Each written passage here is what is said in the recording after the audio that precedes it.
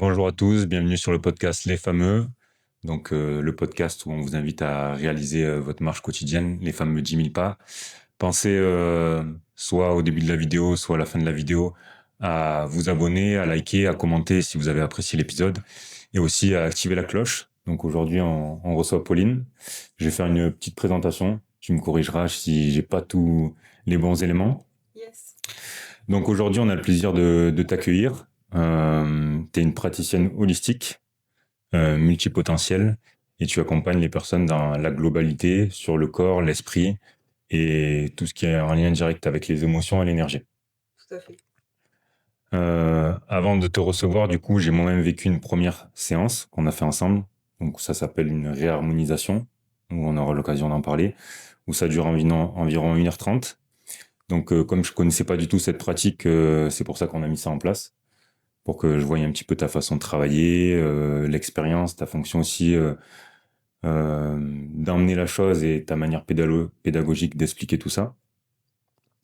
Donc ce qui m'a beaucoup marqué, c'est la clarté, la douceur et la pédagogie que tu transmets lors de cette réharmonisation. Euh, j'ai aussi mis en avant le fait que tu partageais pas mal de contenu sur les réseaux sociaux. Notamment, tu es présente sur Facebook, Instagram ou même TikTok. Voilà, où tu publies des vidéos sur, par exemple, sur les conseils, sur les émotions, comment gérer ses émotions, sur l'esprit. Tu parles également de polarité entre hommes et femmes, les prises de décision alignées avec soi-même, comment essayer de prendre les meilleures décisions possibles. Euh, Aussi, tu parles également sur un de tes derniers contenus du secret d'un état d'esprit positif. Et tu mets en avant du coup que c'est important d'avoir cet état d'esprit positif. C'est un thème du coup que tu essayes d'incarner toi à titre personnel au quotidien. Et notamment aussi, tu essayes, pour avoir une énergie positive, d'être en mouvement, avec notamment le renforcement musculaire, la course à pied et le yoga, que tu pratiques sur l'ensemble de la semaine. Avant d'être praticienne, j'ai pu voir que tu as été coiffeuse. Entre autres. Donc je pense que c'est un métier qui t'a appris à écouter, à observer, à avoir le contact humain. Donc peut-être que tu pourras nous faire le parallèle entre ce que tu fais aujourd'hui et le côté humain pour voir le lien qu'il peut y avoir entre les deux. Aussi, pour les personnes qui vont suivre Pauline directement sur les réseaux sociaux, vous verrez que sur chaque vidéo, tu engages avec un bonjour à toi, cher belle âme. Donc, c'est un petit peu ta marque que j'ai pu voir. Et du coup, ça reflète, j'ai trouvé, ta chaleur et ta bienveillance. Et donc, j'ai noté aussi qu'à titre personnel, tu étais une maman de 4 filles, mariée, et tu as décidé de travailler à domicile pour essayer d'avoir le meilleur rapport entre ta vie personnelle et ta vie privée. Donc, on va rentrer un petit peu plus dans les détails avec tout ça. S'il y a des choses que tu veux rajouter pour les personnes qui nous écoutent, tu n'hésites pas. Et puis après, je vous laisserai ouvrir ce petit carton. Yes. Tout de suite. Ouais, si t'as rien à rajouter sur... c'était tout bon? C'est parfait. C'est Bon, parfait. parfait. On a beaucoup de sujets à aborder. Ouais, ouais, ça va. Bon, bah, allez, hein, parti. J'ai pas fait de fausses notes, c'est bon.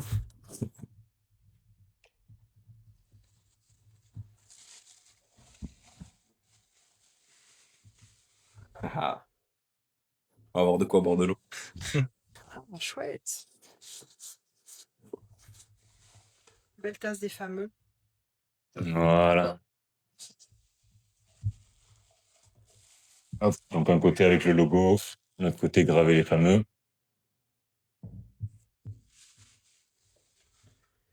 Merci beaucoup. Belle tasse. Beau cadeau. Et du coup, après, on peut mettre ça de côté et puis on attaque tranquillement. Allez. Allez, merci.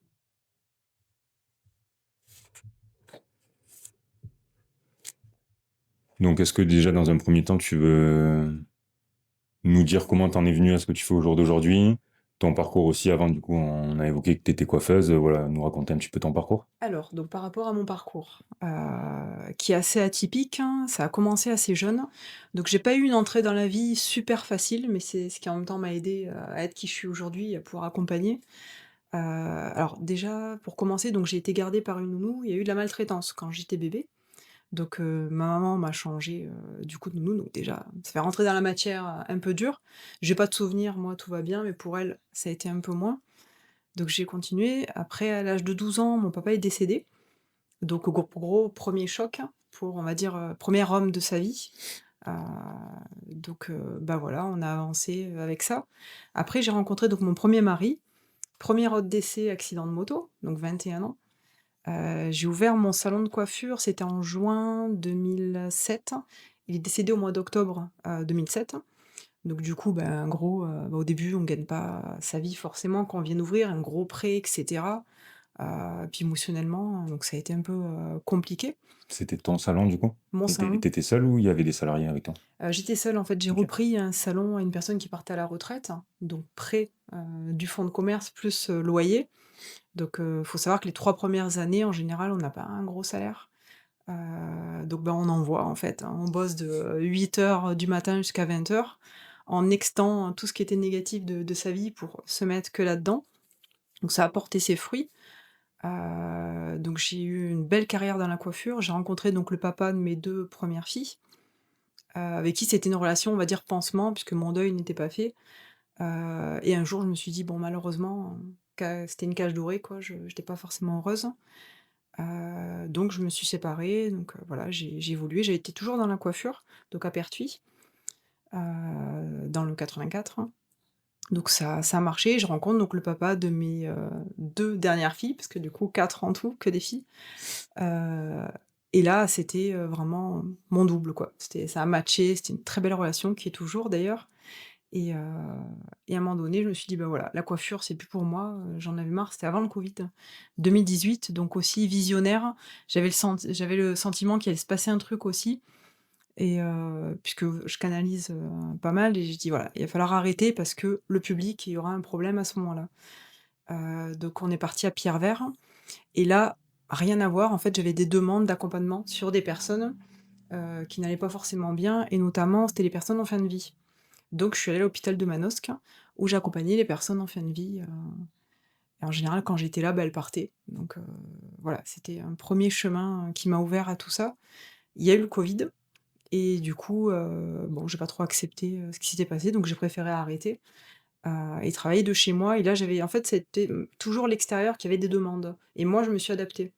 Puisqu'un multipotentiel, en fait, il est capable d'exceller dans plein de domaines. On a notre cerveau, en fait, il fuse, extrêmement vite. Donc du coup, voilà, on rebondit, on avance et j'ai accompagné, bah, les personnes, sur diverses problématiques à distance, où là, j'ai commencé à faire ce qu'on appelle aujourd'hui le profilage, parce que tu as pu, du coup, en fait, sur photo, eh ben, on voit toute la carte d'identité de la personne, tous ses détails, tout son passé et ça permet du coup, bah, d'aller fouiller sur les choses, qui les bloquent, qui les limitent, pour en fait n'en ressortir à la fin, bah, que les potentiels. Parce que c'est ça qui Mm. nous intéresse. C'est pas tourner en rond sur un truc qui va pas bien, comme la psycho, c'est bien, mais du coup, moi, ce sera pas mon domaine. Le but, c'est de vraiment, en tirer parti et comme c'est quelque chose que j'ai pu, faire avec mon passé, toujours rebondir des choses très, très lourdes pour en tirer le positif et une force, quoi. Bon, je me suis un peu étalée, je sais pas si c'était la réponse, Si, c'est très bien. Après, peut-être plus rentrer dans la précision. Comment peut-être tu as eu ce premier déclic qui t'a fait mettre en avant ce, ce switch ou que du moins tu ressentais des choses quand tu étais au contact de personnes? Parce que alors là, du coup, tu as été coiffeuse, puis d'un coup, on a basculé à l'hôpital de Manosque, mais du coup, tu as dû avoir un déclic ou un ressenti à un moment donné pour te dire je ressens des choses peut-être que certaines personnes ne ressentent pas et il y a quelque chose à explorer là-dedans. bah, déjà, en fait, quand je recevais, dans mon salon, j'étais souvent seule avec la clientèle, donc la personne parle et je ressentais déjà, beaucoup de choses. C'est-à-dire sur son passé, sur, qui elle était en soi.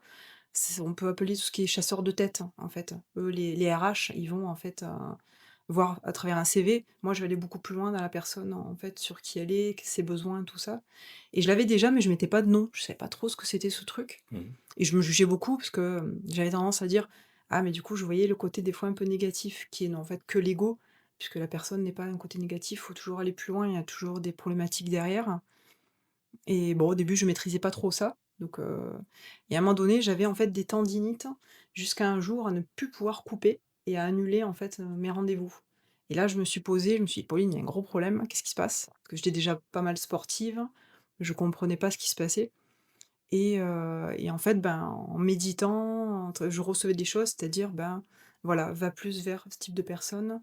Alors j'ai quand même beaucoup de morts autour de moi, donc ça, c'était quelque chose, déjà depuis longtemps, un premier message. Heu, Par exemple, j'allais quelque part, il y avait des morts déjà, un accident de voiture, par exemple, ma famille, des amis, j'étais vraiment entourée de ça et souvent les personnes me disaient: «Ben, je comprends pas, telle personne devait, décéder, elle est pas montée, elle était malade», même, le corps médical ne comprenait pas parce que et en fait ça traîne et en général quand j'allais, les personnes montaient. Bon, je faisais rien de particulier, mais c'était le moment, en fait, ils lâchaient, quoi. C'était ça le plus important. Donc ça, on va dire la coiffure, le fait de voir des gens, ça m'a apporté un peu ce déclic qui fait que simplement couper, en soi, c'est bien, hein, pour ceux qui aiment, mais moi j'avais besoin d'aller, vers plus de sens, quoi, vers plus de profondeur, heu, pour accompagner les personnes qui m'entourent. En tout cas, mon cerveau, aussi avait besoin pour un multipotentiel, il faut vraiment du sens, hein, Mmh. faut de l'authentique, faut du puissant et c'est ce qui m'a apporté jusque là aujourd'hui, et j'évolue encore, quoi. Du coup, tu coupais des hommes et des femmes? Ouais et des enfants. OK, donc que ça soit homme, femme ou enfant, en général, lorsque tu faisais une coupe, tu arrivais directement à ressentir certaines ondes ou certaines énergies, directement? Alors homme-femme, mais pas les enfants. Bizarrement, je pense que je bloquais ou alors c'était pas le moment peut-être parce qu'un enfant, évolue beaucoup Mmh. et on peut pas, enfin en tout cas j'ai pas trop l'info là-dessus, mais les enfants je fais pas. Puis étant maman en plus de 4 filles, gros transfert quoi, je préfère pas. Ouais, vaut mieux éviter, je pense. Ouais. Vaut mieux éviter. Après, ouais, du coup, ça, en fait, tu fais une for tu je pense que est-ce que tu ressens quand tu vas voir les gens comme ça qui partent que tu ouvres un passage, par exemple? Ouais, c'est ça, ben, pour le plus on va dire les gens les plus ouverts, c'est ce qu'on appelle les passeurs d'âme. Ouais. C'était ça en fait. Là, je l'ai pas mis tout de suite parce que en fait, j'arrivais pas enfin si, à Manosque, j'étais un peu connue comme, j'arrivais, voilà, en rouge avec toutes mes babioles, ma grosse mallette, du Moyen Âge, c'était un grand moment, quoi. Mais, je le parlais pas forcément, c'est surtout, voilà, aide dans le passage, quoi. Mmh. Mais en soi, ouais, pour les gens qui connaissent bien, c'est du passage d'âme, quoi. En général, les gens retiennent quelque chose, c'est souvent la famille, en fait, qui fait que les personnes ne lâchent pas, parce que beaucoup de tristesse, beaucoup de, Mmh. Oui, et puis beaucoup oui, les gens ne laissent pas partir. ouais, c'est dur aussi, faut le Oui, sur notre c'est part dur, humaine. tout à fait. Laisser partir, son proche et de se dire qu'il part dans un autre monde ou autre part et dire qu'il sera plus là avec nous de manière physique. C'est ça. C'est souvent ce qui retient, ouais. Et ouais, parce qu'en soi, bah, on s'incarne, on est dans ce corps, donc on est attribué à cette matière et ce qui est important. En fait, le but, c'est d'avoir vraiment cet équilibre en n'étant pas perché là-haut, avec des trucs, complètement, loufoques et trop aussi dans la matière. C'est vraiment un équilibre à avoir, hein. Moi, autant je peux être très là-haut, mais aussi très cartésienne sur certains plans, puisque, bah, on a décidé de s'incarner et de vivre, avec ce qu'on a ici et je c'est pour moi, c'est tout à fait possible, quoi, Oui, je suis assez d'accord. de pouvoir mêler les 2. Du coup, ça peut paraître un peu abstrait ou même peut-être un peu sombre aussi pour certaines personnes, hem, qui peuvent se dire, du coup, quand tu allais au contact de personnes pour, les apaiser, on va dire, les faire partir. Hem, est-ce que dans les grandes lignes, tu pourrais dire si tu mettais des choses en place? Qu'est-ce que tu faisais? Ouais, totalement. Bah, aujourd'hui, c'est quelque chose que je vais dire que je fais plus. Si on me demande, je vais faire, mais je suis sortie, en fait, j'avais besoin de sortir de la mort pour aller dans la vie. Parce que cette mort m'entourait vraiment beaucoup à un moment donné. Et j'ai besoin d'être vraiment dans la vie. Donc ce passage, si on peut dire, bah, c'était simple. Il y avait de la pierre, de la lithothérapie. Il y avait des formes de prières, des prières, connues, bah, déjà par, certaines églises. OK. Heu, La lithothérapie, moi, par exemple, je connais pas. Bah, Qu'est-ce c'est que des c'est? pierres, par exemple, tu vois les bracelets, Ah OK, là d'accord. tu as de l'œil de tigre, qui est de la protection, donc je m'en servais. Certaines pierres, en fait, j'essayais avant d'aller, de canaliser, savoir quelle pierre pourrait l'aider et je mettais dans la main, de la personne, qui allait partir, quoi. OK et ça, du coup, tu le ressentais quand tu rentrais dans la pièce ou c'est en discutant avec la famille? Avant, en général, les personnes, m'appelaient, donc j'avais déjà, une première connexion à travers ces personnes pour, le D'accord. futur défunt. Je sais pas si on peut oui, parce que c'est ça. Au début, c'est le patient, quoi, mais voilà, qui va faire ce passage. Et donc je dis: «Voilà, OK là-haut», parce que en gros, moi, j'estime que je fais rien. C'est plus haut, je me connecte, on peut dire le mot qu'on souhaite, parce qu'il y a des personnes qui vont être croyants, Mhm. très pratiquant. Moi, je suis pas dans tout ça. Ça va plus s'apparenter à du bouddhisme, mais je pratique pas. Voilà, donc j'appelle ça la source. Et je demande, je dis, oh, voilà, qu'est-ce qui est bon et juste pour la personne aujourd'hui que j'emmène, que je fasse, que je dise. Et donc je connecte avec une pierre, par exemple, une certaine prière, ou simplement parler comme on fait là. D'accord. Dire à la personne, ben, tu peux lâcher, en fait, tu as le droit. Et je laisse toujours le choix. Les personnes peuvent être là si elles veulent. Parce que moi, en fait, je me mets dans ma bulle, donc qui est 10 000 personnes ou personnes, c'est pareil. En général, les personnes, peut-être, étaient pas forcément à l'aise. Ben non, on vous laisse faire, on vient après. Ou alors certaines restaient. C'est propre à chacun, faut aussi mettre à l'aise. Mhm. Donc il y a rien, en fait, ouais, j'arrivais pas avec des encens, avec des trucs un peu chelous. Oui, en fait, il n'y a pas forcément de rituel. Tu Non, t'es adapté, c'était vraiment du cas par cas. ouais, c'est ça. Ça, j'ai eu à mes débuts, beaucoup. Parce qu'on m'appelait aussi pour nettoyer des maisons quand j'étais à Pertuis, sur des trucs vraiment assez sombres, quoi, pas terribles, quoi. Donc ça, je l'ai eu fait un peu. Et la suite, c'était les fins de vie. Donc j'ai vraiment commencé par ça, en fait. D'accord. Nettoyage de Mais maison. ça c'est pareil, une personne qui est soit a déjà vécu ce genre de choses, c'est-à-dire on est déjà venu nettoyer une maison, ou alors qui souhaiterait faire appel à quelqu'un, ou tout simplement qui a le côté curieux de se dire comment ça se passe, tu fais quoi exactement? Pour le nettoyage Yes. de maison, tu parles? Alors ça, c'était il y a longtemps, donc ça, encore une fois, je fais plus. C'était, bah, on parlait simplement avec des personnes et en général, j'ai 0 peur. Ça peut être dangereux dans certaines choses parce que j'ai un mental qui est très costaud. Mais je vais faire beaucoup de choses, alors des prises de risques mesurées toujours, mais j'ai très peu de peur, donc je vais aller dans la densité. Donc du coup, dans le nettoyage maison, ça c'est important parce qu'il peut y avoir des choses, très glauques, très sombres, où là, ça demande vraiment un nettoyage pour pas nous récupérer et pour pouvoir, Hmm. faire passer, quoi. Mais il y a beaucoup de personnes où ça leur a été bénéfique. Toi d'ailleurs, je crois que tu avais eu une petite expérience sur le sujet. Mm. Mais du coup, ça montre en fait qu'il y a plusieurs personnes qui font appel à ce genre de personnes. Donc c'est que ça porte des bénéfices. Mais par exemple, moi, j'ai jamais eu l'occasion de voir. Du coup, quand tu rentres dans la maison, quand tu rentres dans un lieu, c'est quoi? Tu dis des choses, c'est par ta pensée. Enfin, comment Ben, ça se passe? quand tu rentres, déjà, tu vas sentir tout de suite l'énergie, quand ça commence dans certains lieux. Il y a des énergies extrêmement plombées, moi ça me prend à la gorge. Je vais pas avoir des mots extrêmement violents, mais c'est des inconforts. Donc ça, je le sens, c'est la gorge, ça va être le Ok, c'est cœur. par exemple quoi, dès que tu ouvres la porte d'entrée, Ouais, ou ou même devant, même sur le palier déjà. visuellement, Ok, ouais, en voyant. ok. Ah, Il y c'est a des fort ça. lieux aussi comme ça, Moi, le je sais que j'ai des plus. frissons, ça me fait des Mm. frissons entre les épaules qui remontent là jusque derrière la cervicale. Je Ouais. sais que il y a un truc. Toi, par exemple, tu vas avoir ce ressenti-là si tu rentres dans un endroit où t'es pas bien, c'est ça? Tu veux dire? Ça peut être à la fois, en fait, bien ou pas bien, tu vas ressentir quelque chose, mais ça peut être autant de la souffrance que la joie pure. Ça va te faire le même effet que ça Non, soit. Ah, alors c'est toujours des frissons, mais ça va pas ok. être enfin, je sais pas si ça te fait pareil, mais t'as pas le même ressenti. Tu sens que c'est pas pareil. Tu sens que c'est le même effet physique, mais dans ce que tu ressens spirituellement, entre guillemets, c'est pas du tout la même chose. Tu vas vraiment comme quand quelqu'un est bon avec toi et que tu vas ressentir qu'il est bon avec toi alors qu'il fait rien de plus, ou quelqu'un qui va être vraiment toxique, où tu vas sentir que tu vas avoir, on dit souvent quand il y a un doute, il y a pas de doute. Carrément, c'est ce que je disais aussi. Mais là, du coup, je sais que moi, quand je rentre dans des pièces et tout, ou surtout dans des vieilles maisons, etc., bon, c'est un peu cliché, mais après, c'est vrai, quand dans mon boulot, il y a des maisons où tu sens qu'il s'est passé des trucs pas nets, et au contraire, il y a des maisons où tu rentres, tu sens que mais ça pue le bonheur. Je sais pas si ça te fait un peu pareil, mais tu sens que la maison elle est dans la bienveillance pure, et ça pue le bonheur, et tu te sens bien tout de suite. Et je peux avoir le même frisson, mais pas avec le même ressenti. D'accord. Ouais, je vois, moi, par exemple, ça va me faire ce genre de choses, mais plus avec le ventre. Mm. Tu vois, par exemple, si c'est une maison où il y a de l'énergie, ou potentiellement il y a de la productivité, tout ça, je vais me sentir léger, apaisé. Et sinon, ça va plutôt me ronger si je me sens pas à l'aise et que je sens qu'il y a des ondes négatives. Donc en fait, c'est quoi? On aurait tous des ressentis différents? Voilà, tout le monde en fait a des capacités, on a des actes différents. Ça dépend aussi de notre vécu, de notre chemin de vie, de qu'est-ce qu'on doit comprendre. Et il y a des choses dans nos vies qui vont nous ramener à ça. Par exemple, moi, cette mort, tout ça, ça m'a emmené vers cet accompagnement. Mm. Mais en général, on a tous des capacités. C'est à l'âge de 7 ans où ça se coupe un peu. et c'est où ça perdure et vraiment, c'est assez fort, où ça se coupe, en fait, tout peut se récupérer.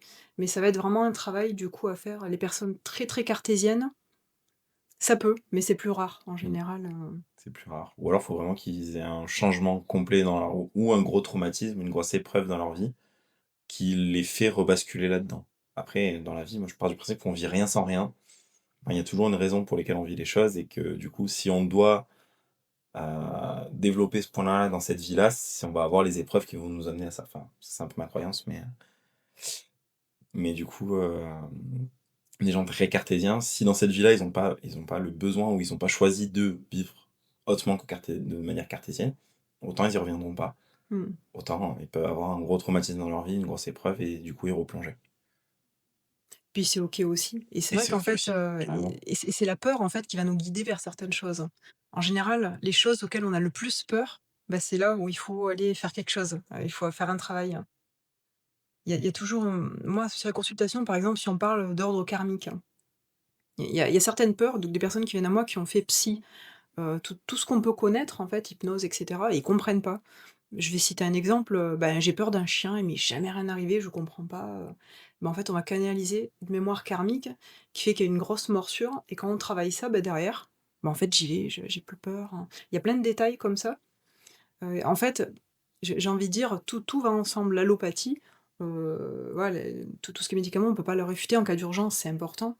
La médecine générale, voilà, en fait, on est tous le but, c'est de travailler ensemble parce qu'on a chacun notre partie qui fait qu'il juste si ça existe, c'est encore une fois qu'on en a besoin et il y a pas de bon, il y a pas de mauvais. C'est simplement, bah, qu'est-ce qu'on va choisir aussi pour, aujourd'hui sur notre chemin, sur, nos besoins, sur, Du coup, pour revenir aux maisons, même si tu le fais plus, du coup, là, on parlait des émotions quand tu es face à la façade ou sur le palier et que tu rentres. Et du coup, après, je te demandais potentiellement qu'est-ce que tu mets en place. Du qu'est-ce coup, que je mets en place? ouais, Bah, comment ça se passe? Parce que c'est un peu, je pense, abstrait pour les personnes qui ont jamais vécu ça. Ils se disent, la personne, elle vient chez moi, qu'est-ce qu'elle va faire, quoi. alors ça dépend parce que, bah, c'est comme avec une photo avec, la personne. Bah, la maison, en fait, j'ai tout l'historique, hein. Donc je sais ce qui s'est passé, en quelle année et cetera. Pourquoi dans telle pièce, bah, on va ressentir, de la peur, de la crainte. Alors moi, c'est pas comme un géobiologue ou autre, donc c'est encore une fois avec des prières, avec des canalisations Ok. et en général, tout ce qui est un peu d'ordre démoniaque, si on peut dire. Je me suis retrouvée montée dans les combles d'une maison parce que, parce qu'en fait, ça se barre, quoi, en fait, hein. Et en général, c'est ce qu'on incarne, c'est la puissance, hein. Pas tout le monde est capable de faire ça, parce qu'il faut avoir une méga protection.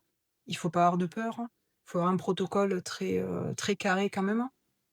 Donc Ouais, parce voilà, que le retour de bâton, il peut faire mal, hein. c'est ça, voilà. Et pareil dans la thérapie, en fait, quand on accompagne, il faut vraiment être très costaud, il faut prendre soin de soi et j'ai envie, au moins on a de peur, plus on peut faire de choses. Donc les protocoles, c'était assez simple, encore une fois, ça peut ouais, être des pierres, hein, des formes de prières, certains encens assez puissants. Voilà, j'ai utilisé un peu les baguettes, mais je suis pas géobiologue. Ça, c'était à mes débuts quand je canalisais, moins. Donc c'est ça s'ouvre, oui ou non, voilà, c'était ça. Le pendule, mais après, Ok. Et par exemple, quand tu faisais ça, c'est des choses qui sont assez rapides ou il faut que tu restes un certain nombre d'heures à l'intérieur? ça dépend les mètres carrés de la maison, ça dépend la puissance, bah, de ce qu'on va trouver. Ça dépend de beaucoup de choses, c'est très variable, hein. J'ai déjà été à payer dans des maisons de plus de 200 mètres carrés, bah, j'ai mis la journée, en fait, hein. Je m'étais dit: «Bon, je vais mettre en 2 3 heures», bah, en fait, non, quoi. J'ai rien à manger, j'ai dit: «C'est pas grave, je fais la journée, je fais». Ça, c'était une surprise, donc Donc j'ai là, par mis exemple, tu fais comment? Tu fais pièce par pièce? ouais, D'accord. en fait, bah, je demande toujours là-haut, voilà, par quoi je dois commencer? Parce qu'en général, c'est toujours le bazar, dans ma tête quand ça commence, quoi et après je prends un temps où je cadre et je fais d'ailleurs, c'était dans cette maison où j'ai dû aller dans les combles, où je suis ressortie toute, crade, quoi et mais ça, après, j'ai pas non plus une grande expérience là-dedans. Ça, c'est ce qui m'a emmenée à développer vraiment mes capacités et après j'ai fait des fins de vie et j'avais envie de sortir de tout ça, quoi.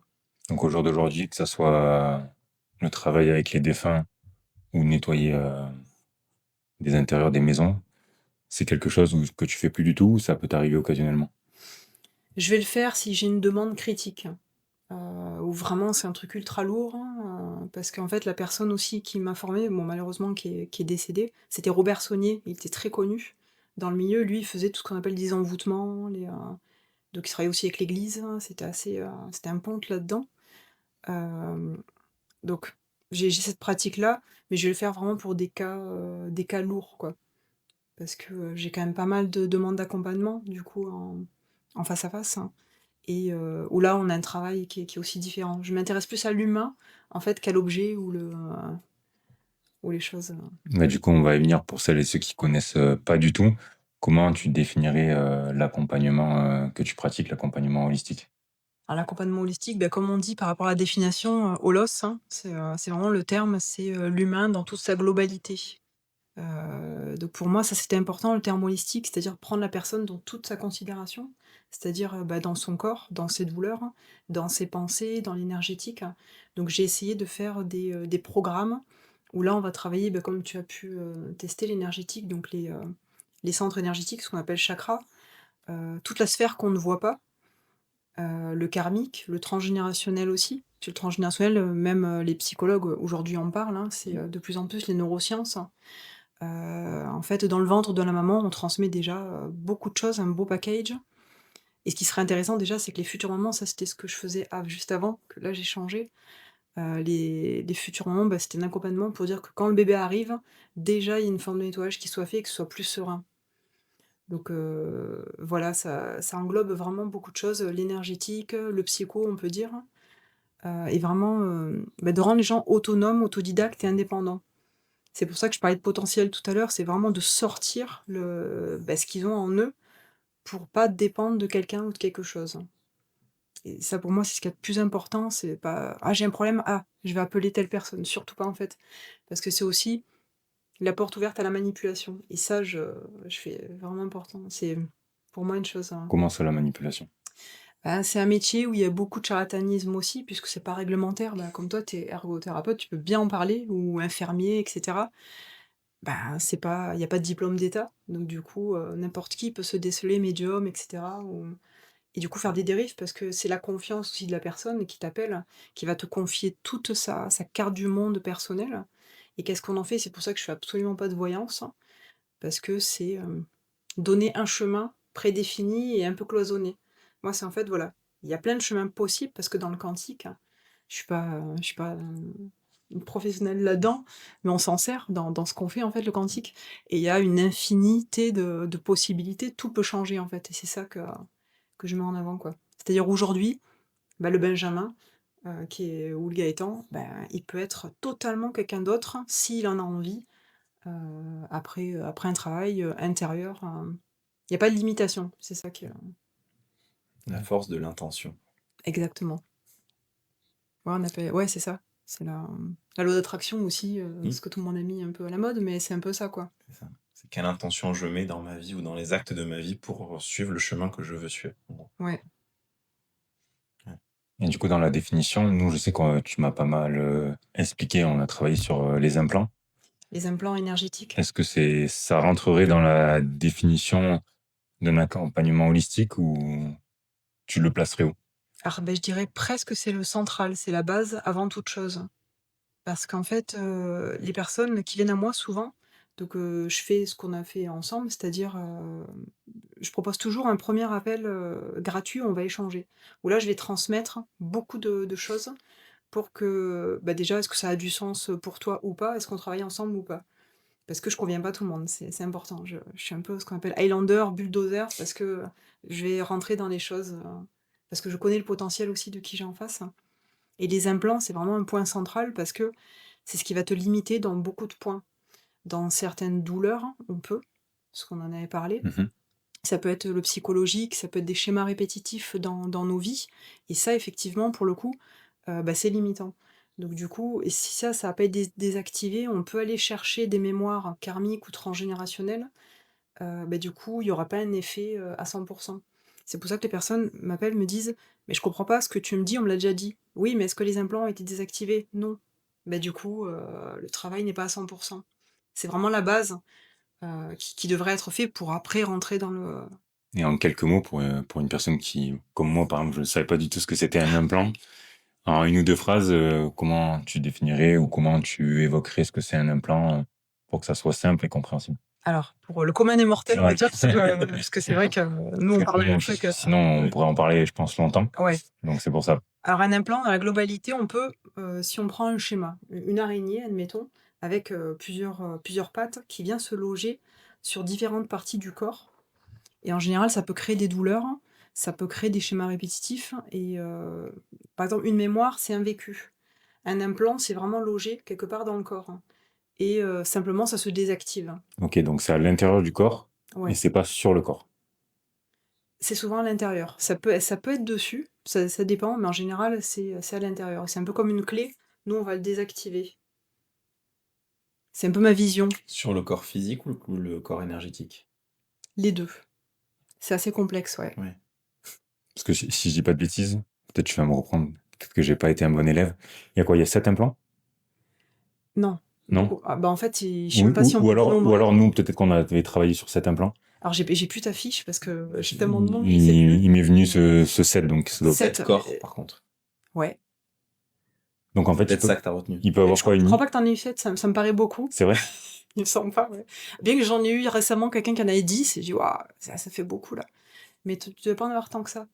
Mais C'est quoi, une personne où plus elle a d'implants ou potentiellement où plus il y a de problématiques? ouais. C'est ça? Ok. Ouais. En général, en tout cas, j'ai pas non plus une expérience de 30 ans derrière moi, mais là, par exemple, cette personne qui avait 10 implants, il y avait une forme de cancer. Il y avait quand même beaucoup de choses, psychologiquement, ça n'allait pas. Il y avait des choses récurrentes qui revenaient. En général, on le sent dans la matière, quoi. Ou alors, c'est que psychologiquement, et là, on n'est pas forcément bien, quoi. Ça dépend sur là où ça se loge, quoi.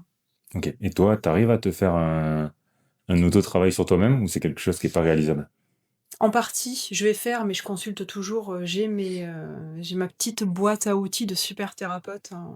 Bah, notamment, il y en a une qui a pris la retraite et c'est elle qui m'a formée D'accord. aux implants énergétiques et au rapatriement des fragments d'âme aussi. Ça, c'est un truc assez puissant qui rentre dedans. C'est toujours dans la connaissance de soi, en fait, hein.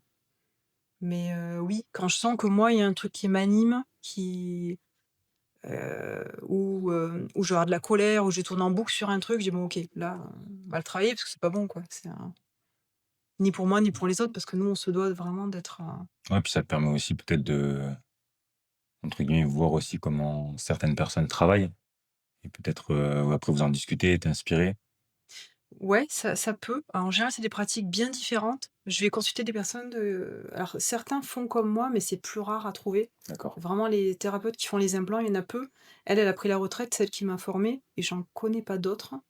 Mais sinon, je vais travailler en kinésiologie, par exemple. Ça, j'aime beaucoup. C'est une belle pratique Tout de à fait. libération. Et en tout cas, sur moi, ça marche très bien, quoi. Du coup, ça fait le lien avec la question que je voulais te poser. Quelles sont, selon toi, les bases essentielles pour équilibrer le corps, l'esprit et les émotions? Les bases essentielles, c'est-à-dire une technique, une approche. Ouais, ça peut être une technique, une approche, les bases, qu'est-ce qu'on pourrait mettre en place en premier, les fondations, quoi. Euh, Alors, c'est une question assez complexe, hein, parce que ça va dépendre aussi de la personne, de là où elle en est, de ce qu'a besoin. Déjà, je commencerai par une bonne hygiène de vie. Ok. Parce que faire un travail sur soi, si on fume beaucoup, si on mange que du gras, il y aura des choses qui iront pas. Alors, on peut se faire plaisir, hein, je fais beaucoup de sport, mais je vais me prendre un donut une fois, je vais me faire plaisir, quoi. Et en conscience, quoi, c'est pas grave. Mais en fait, c'est vraiment une globalité. Après, il n'existe pas de meilleure technique. Tout est bon, en fait, à prendre. Ça dépend vraiment de la personne et ses besoins. Par exemple, la kinésiologie, elle va pas être adaptée pour tout le monde. La sophro, pareil. Moi, surtout moi, je conviendrai pas à tout le monde parce qu'il faut avoir déjà une puissance mentale pour libérer les trucs. Parce que je vais mettre le doigt sur les trucs, hein, pas cool, quoi. Ok. Pour justement. Il faut déjà avoir Qui est pas un mal peu connecté avec ça. pouvoir, Ok. Je Ouais. vais te dire, toi qui es pas mal aussi connecté avec ça, est-ce que tu verrais quelque chose d'autre comme conseil à apporter ou... faut écouter son cœur. C'est bête, hein, mais en général, la vie nous amène vers les personnes dont on a besoin de voir, qu'on a besoin de rencontrer. Donc, tu vas rencontrer les thérapeutes que tu as besoin, ou on va te parler de la personne dont tu as besoin en général. La vie est bien faite si tu écoutes ce que la vie t'apporte. C'est comme moi en magnétisme, je conviens pas à tout le monde. Ça marche pas non plus sur tout le monde. Ou ça va pas marcher de la même puissance sur tout le monde. Et c'est ok. Et Et des fois, tu vas rencontrer, comme moi, je vais être des fois, le nombre de fois où en fait, la plupart du temps dans ma vie, j'ai pratiqué le magnétisme alors que j'ai jamais fait de pub de ma vie. J'ai jamais crié sur les toits que j'étais magnétiseur. Mais par contre, les situations sont venues à moi. Où j'ai été amené vers les gens. Bon choix. Alors après, ça peut être le destin, ça peut être la source, ça peut être, quelles que soient les croyances qu'on a, ça peut être le chemin de vie, mais en soi, je pense qu'il y a énormément de thérapies qui existent autour de ça. Bon, il y a aussi beaucoup de charlatans, je suis d'accord avec toi. Ouais, mais c'est pour ça que je Mais, pose un peu les questions, parce que les mais personnes, elles peuvent être réticentes à tout ça, parce qu'on entend tout et de on rien. entend de tout et de Et Ouais. comme rien. tu dis, il y a beaucoup de charlatans. Et De plus en plus. Et de plus en plus, moi déjà, le conseil que je donnerais, c'est d'aller voir quelqu'un qu'on nous a conseillé et qui a quand même une renommée un petit peu importante. Mm. Alors après, c'est un peu dommage pour ceux qui se lancent là-dedans et qui démarrent. Mais ceux qui démarrent, pour le coup, s'il y en a qui nous écoutent, je conseille plutôt de se rapprocher de quelqu'un qui fait ça depuis longtemps et qui a une bonne réputation pour être bien formé, pour bien savoir se protéger aussi, parce que ça compte énormément. Et, euh, et derrière, du coup, en fait, être recommandé par des gens de confiance. Mm. Et du moins aller que sur des gens qu'on nous recommande et qui ont confiance et qui ont une bonne réputation, etc. Parce que pour le coup, dans ce milieu-là, en plus, on sait assez rapidement les charlatans ou pas, mais il y en a quand même beaucoup qui, même s'ils exercent pendant 2-3 ans, pendant 2-3 ans, ils font beaucoup de mal, ou ils extorquent beaucoup d'argent pour rien faire. Mm. Ce qui à la limite est presque moins pire. Ouais, À choisir. ouais, c'est ça. C'est Mais parce que il peut y avoir des gens qui vont faire beaucoup de mal. Parce que quand que ce soit dans ta pratique, que je connais pas énormément, j'ai quelques bases, mais je connais pas énormément, donc je suis ravi de te rencontrer aujourd'hui, ou dans le magnétisme ou quoi que ce soit. Quand je disais tout à l'heure la force d'intention, dans le magnétisme, c'est une des premières choses qu'on nous apporte, c'est que l'intention qu'on va mettre dans le soin va avoir un impact. C'est-à-dire que il faut être concentré sur son intention et apporter du positif et le positif qu'on va apporter. Si pendant que tu fais un soin, tu penses à, je sais pas, moi je vais dire un truc, Un conflit que un t'as, conflit que tu as eu avec quelqu'un ou un truc négatif, mais ce truc négatif, tu vas le transmettre à la personne. Et pour le coup, tu peux l'implanter. Donc, faire attention aussi à ce genre de choses. Et il va y avoir des gens qui vont prendre malheureusement du plaisir à implanter des mauvaises choses chez les gens. C'est rare, mais ça peut arriver. Donc, faire attention quand même à aller voir les personnes qui ont une recommandation. Oui, donc toi, pas y aller comme ça en appelant quelqu'un pour les ok. pages jaunes en disant. mais D'ailleurs, en général, s'ils sont sur les pages jaunes, c'est qu'il y a un intérêt. c'est qu'il y a un intérêt derrière et ça fonctionne surtout. Enfin, là, je parle, je sais pas, tu vas peut-être confirmer ou pas du tout, mais c'est des choses qui marchent beaucoup bouche à oreille et Mm. en général, quelqu'un t'appelle parce que tu as accompagné quelqu'un qui le connaît et qui t'a recommandé. C'est le plus souvent dans ce sens-là et pour moi, à mon sens, c'est la meilleure des pubs et c'est bien souvent que du coup, tu as les bonnes personnes qui t'arrivent. Parce que la personne qui t'appelle en disant « Oh, j'ai un problème, vous pouvez venir voir ?» 9 fois sur 10, t'es pas forcément la bonne personne. En fait, il y a quelque chose d'important aussi là-dedans, c'est par rapport à notre vibration. On émet tous une vibration, c'est un taux vibratoire, donc ça, tu connais bien. Et ça, c'est important, il faut toujours veiller à ce qu'il soit au maximum de ce qu'on peut. Et en fait, quand c'est bas, justement, c'est la porte ouverte à attirer ce genre de personnes. C'est vrai qu'il y a des... Alors, on peut, sur notre chemin aussi, il n'y a pas d'erreur possible. On peut rencontrer certaines personnes et penser se tromper, mais en fait, elle va nous apporter quelque chose et on va comprendre que, ok, je dois travailler ça.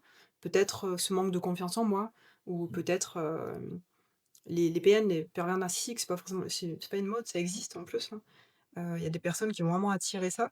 Le but, c'est de vraiment augmenter ce taux pour pouvoir attirer de la puissance et des personnes avec qui on a besoin. Ok. Et ce taux de vibration, comment tu ferais pour que le curseur monte si potentiellement on a un taux vibratoire qui est bas? Alors après, ça va être, c'est beaucoup les géobiologues aussi qui pratiquent ça. Le magnétisme, tu le fais Ouais. aussi. Oui. Après, en fait, ta vibration, elle augmente par rapport à ton vécu. Donc, tu peux le travailler avec des thérapeutes, donc géobiologue, magnétiseur, etc. Mais après, ça va être aussi, ça va être ton comportement, ce que tu disais, rien que de prendre soin de soi, de bien manger, d'être bienveillant avec les gens. En fait, au plus tu vas, comment dire, émaner de la bonté et de la bienveillance, au plus ton taux va monter naturellement. Ok.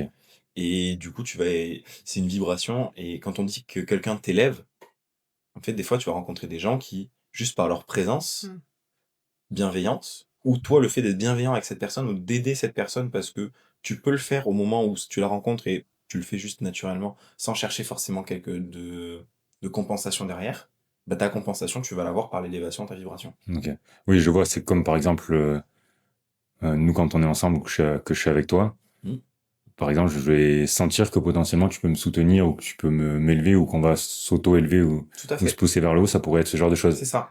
Donc ça serait une vibration haute. C'est ça. Mm. Et à contrario, si ça serait plutôt une personne qui me raconterait que des malheurs ou Oui, ou qui se plaint tout le temps. voilà, Ouais, Il n'y a rien de pire qu'une personne qui se plaint tout le temps. ou c'est qui ça. serait par exemple Parce qu'il te pousse dépressive. ton Ouais. énergie en plus de baisser la sienne. Là, ça serait plutôt une vibration basse. Tout à fait. Ok. C'est On ça qui est parle de important. base astrale et de... Ouais. Bah, le but, c'est de s'entourer vraiment aussi de personnes comme ça bienveillantes. J'expliquais sur une des vidéos.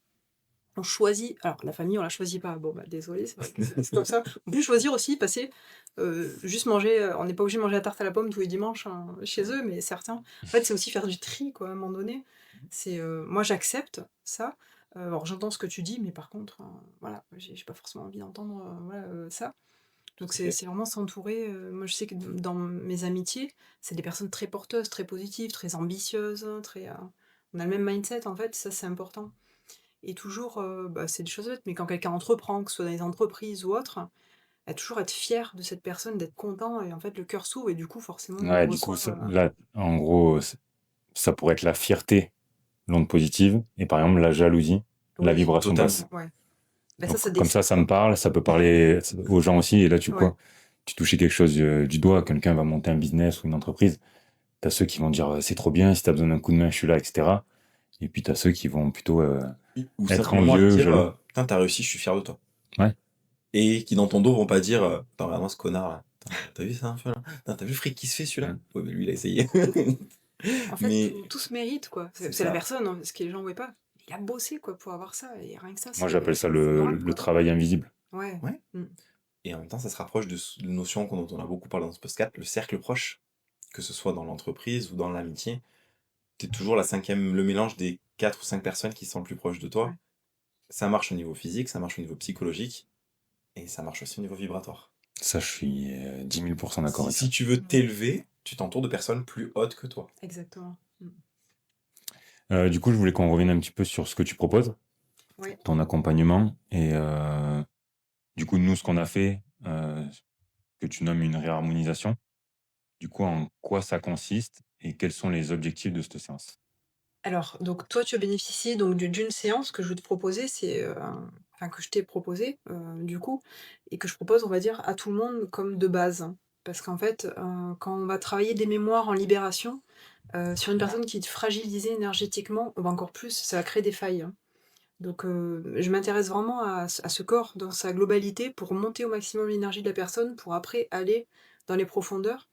Donc c'est vrai que je ne travaille pas à la séance parce que pour moi ça n'a pas de sens, hein. Et dans chaque chose que je vais faire, il y a toujours de la qualité, de l'authentique, de la puissance. Et donc c'est vraiment ce qu'on appelle un accompagnement. Donc c'est un minimum de 3 séances. Parce que sur une séance, on est d'accord, on ne va pas travailler une personne qui a 50 ans. Sur une séance, on ne travaillera pas la globalité de sa vie. Donc, Et puis moi, trois séances, réharmonisation comprise? ouais, c'est ça. La D'accord. première séance, réharmonisation. Après, ça va être les mémoires karmiques transgénérationnelles et au moins le rapatriement des fragments d'âme. C'est le minimum qu'on puisse faire. Après, il existe d'autres trucs, ça c'est quand on veut faire un 360 quoi. C'est là ce qui m'intéresse plus.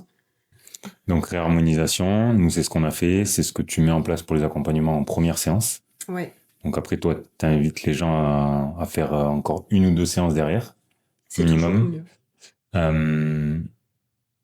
Et du coup, les objectifs, qu'est-ce que tu recherches dans la réharmonisation, principalement, et qu'est-ce que tu vas dire, ou s'il y a des choses aussi que tu décides de ne pas dire. Enfin voilà, est-ce que tu peux nous expliquer tout ça? Alors, je suis toujours très transparente. Bon, ça fait partie aussi des profils neuroatypiques, c'est c'est un peu, il y a la forme d'autisme aussi. Un autiste, quand on lui parle, t'es pas beau, je t'aime pas. C'est un peu ça en fait. Je suis pas à ce stade-là encore, heureusement, mais je suis très transparente, je vais toujours être claire dans ce que je vois. Et auquel cas, les choses à pas dire, je vais pas les recevoir, je pense, en tout cas. Je mets toujours les formes aussi pour, éviter de blesser, la personne, mais le but, c'est de voir un petit peu la personne là où elle en est, Donc c'est très vaste, hein, les personnes, ça peut être des personnes atteintes de cancer ou pas, ou tout simplement fatiguées ou qui n'avancent pas. Il y a toujours un blocage dans notre vie qui fait qu'il faut aller fouiller aussi dans le corps, pour voir s'il y a pas quelque chose dans la matière et cette réharmonisation, elle va vraiment rapporter, de l'énergie, un petit peu, j'ai la vision, c'est comme un œuf, c'est-à-dire on va recréer un petit peu toute cette sphère énergétique, reprendre l'énergie et cloisonner, créer une protection pour après avoir cette force pour aller, plus loin, quoi. Donc cette Oui, moi, réharmonisation. c'est un petit peu ce que j'ai ressenti, c'est que déjà, t'expliques beaucoup de choses, Oui, déjà, donc ça, c'est super intéressant, surtout comme une personne comme moi qui connaissait pas du tout. Donc, déjà, ça, c'est le premier point que je mettrai en avant.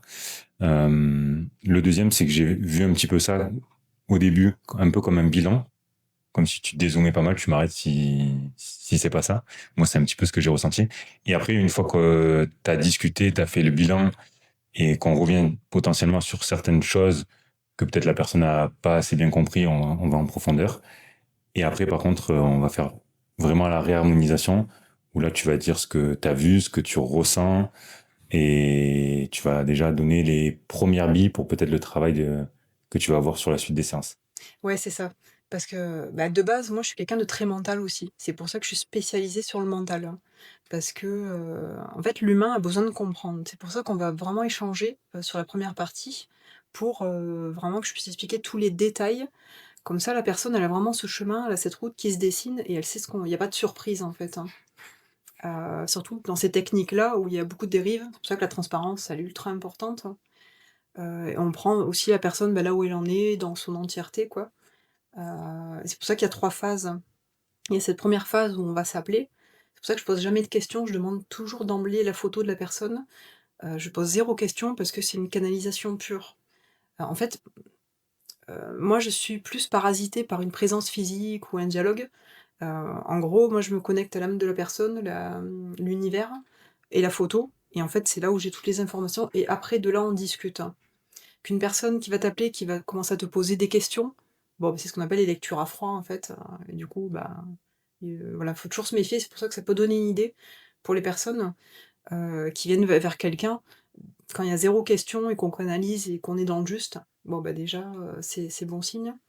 Après, il y a les parties énergétiques, donc ça, c'est la partie que moi je fais, à distance, comme tu as pu voir et ensuite, il y a la partie de la personne où là, la personne verbalise du coup un texte pour ancrer, parce que notre parole, en fait, si on a des cordes vocales, c'est une vibration.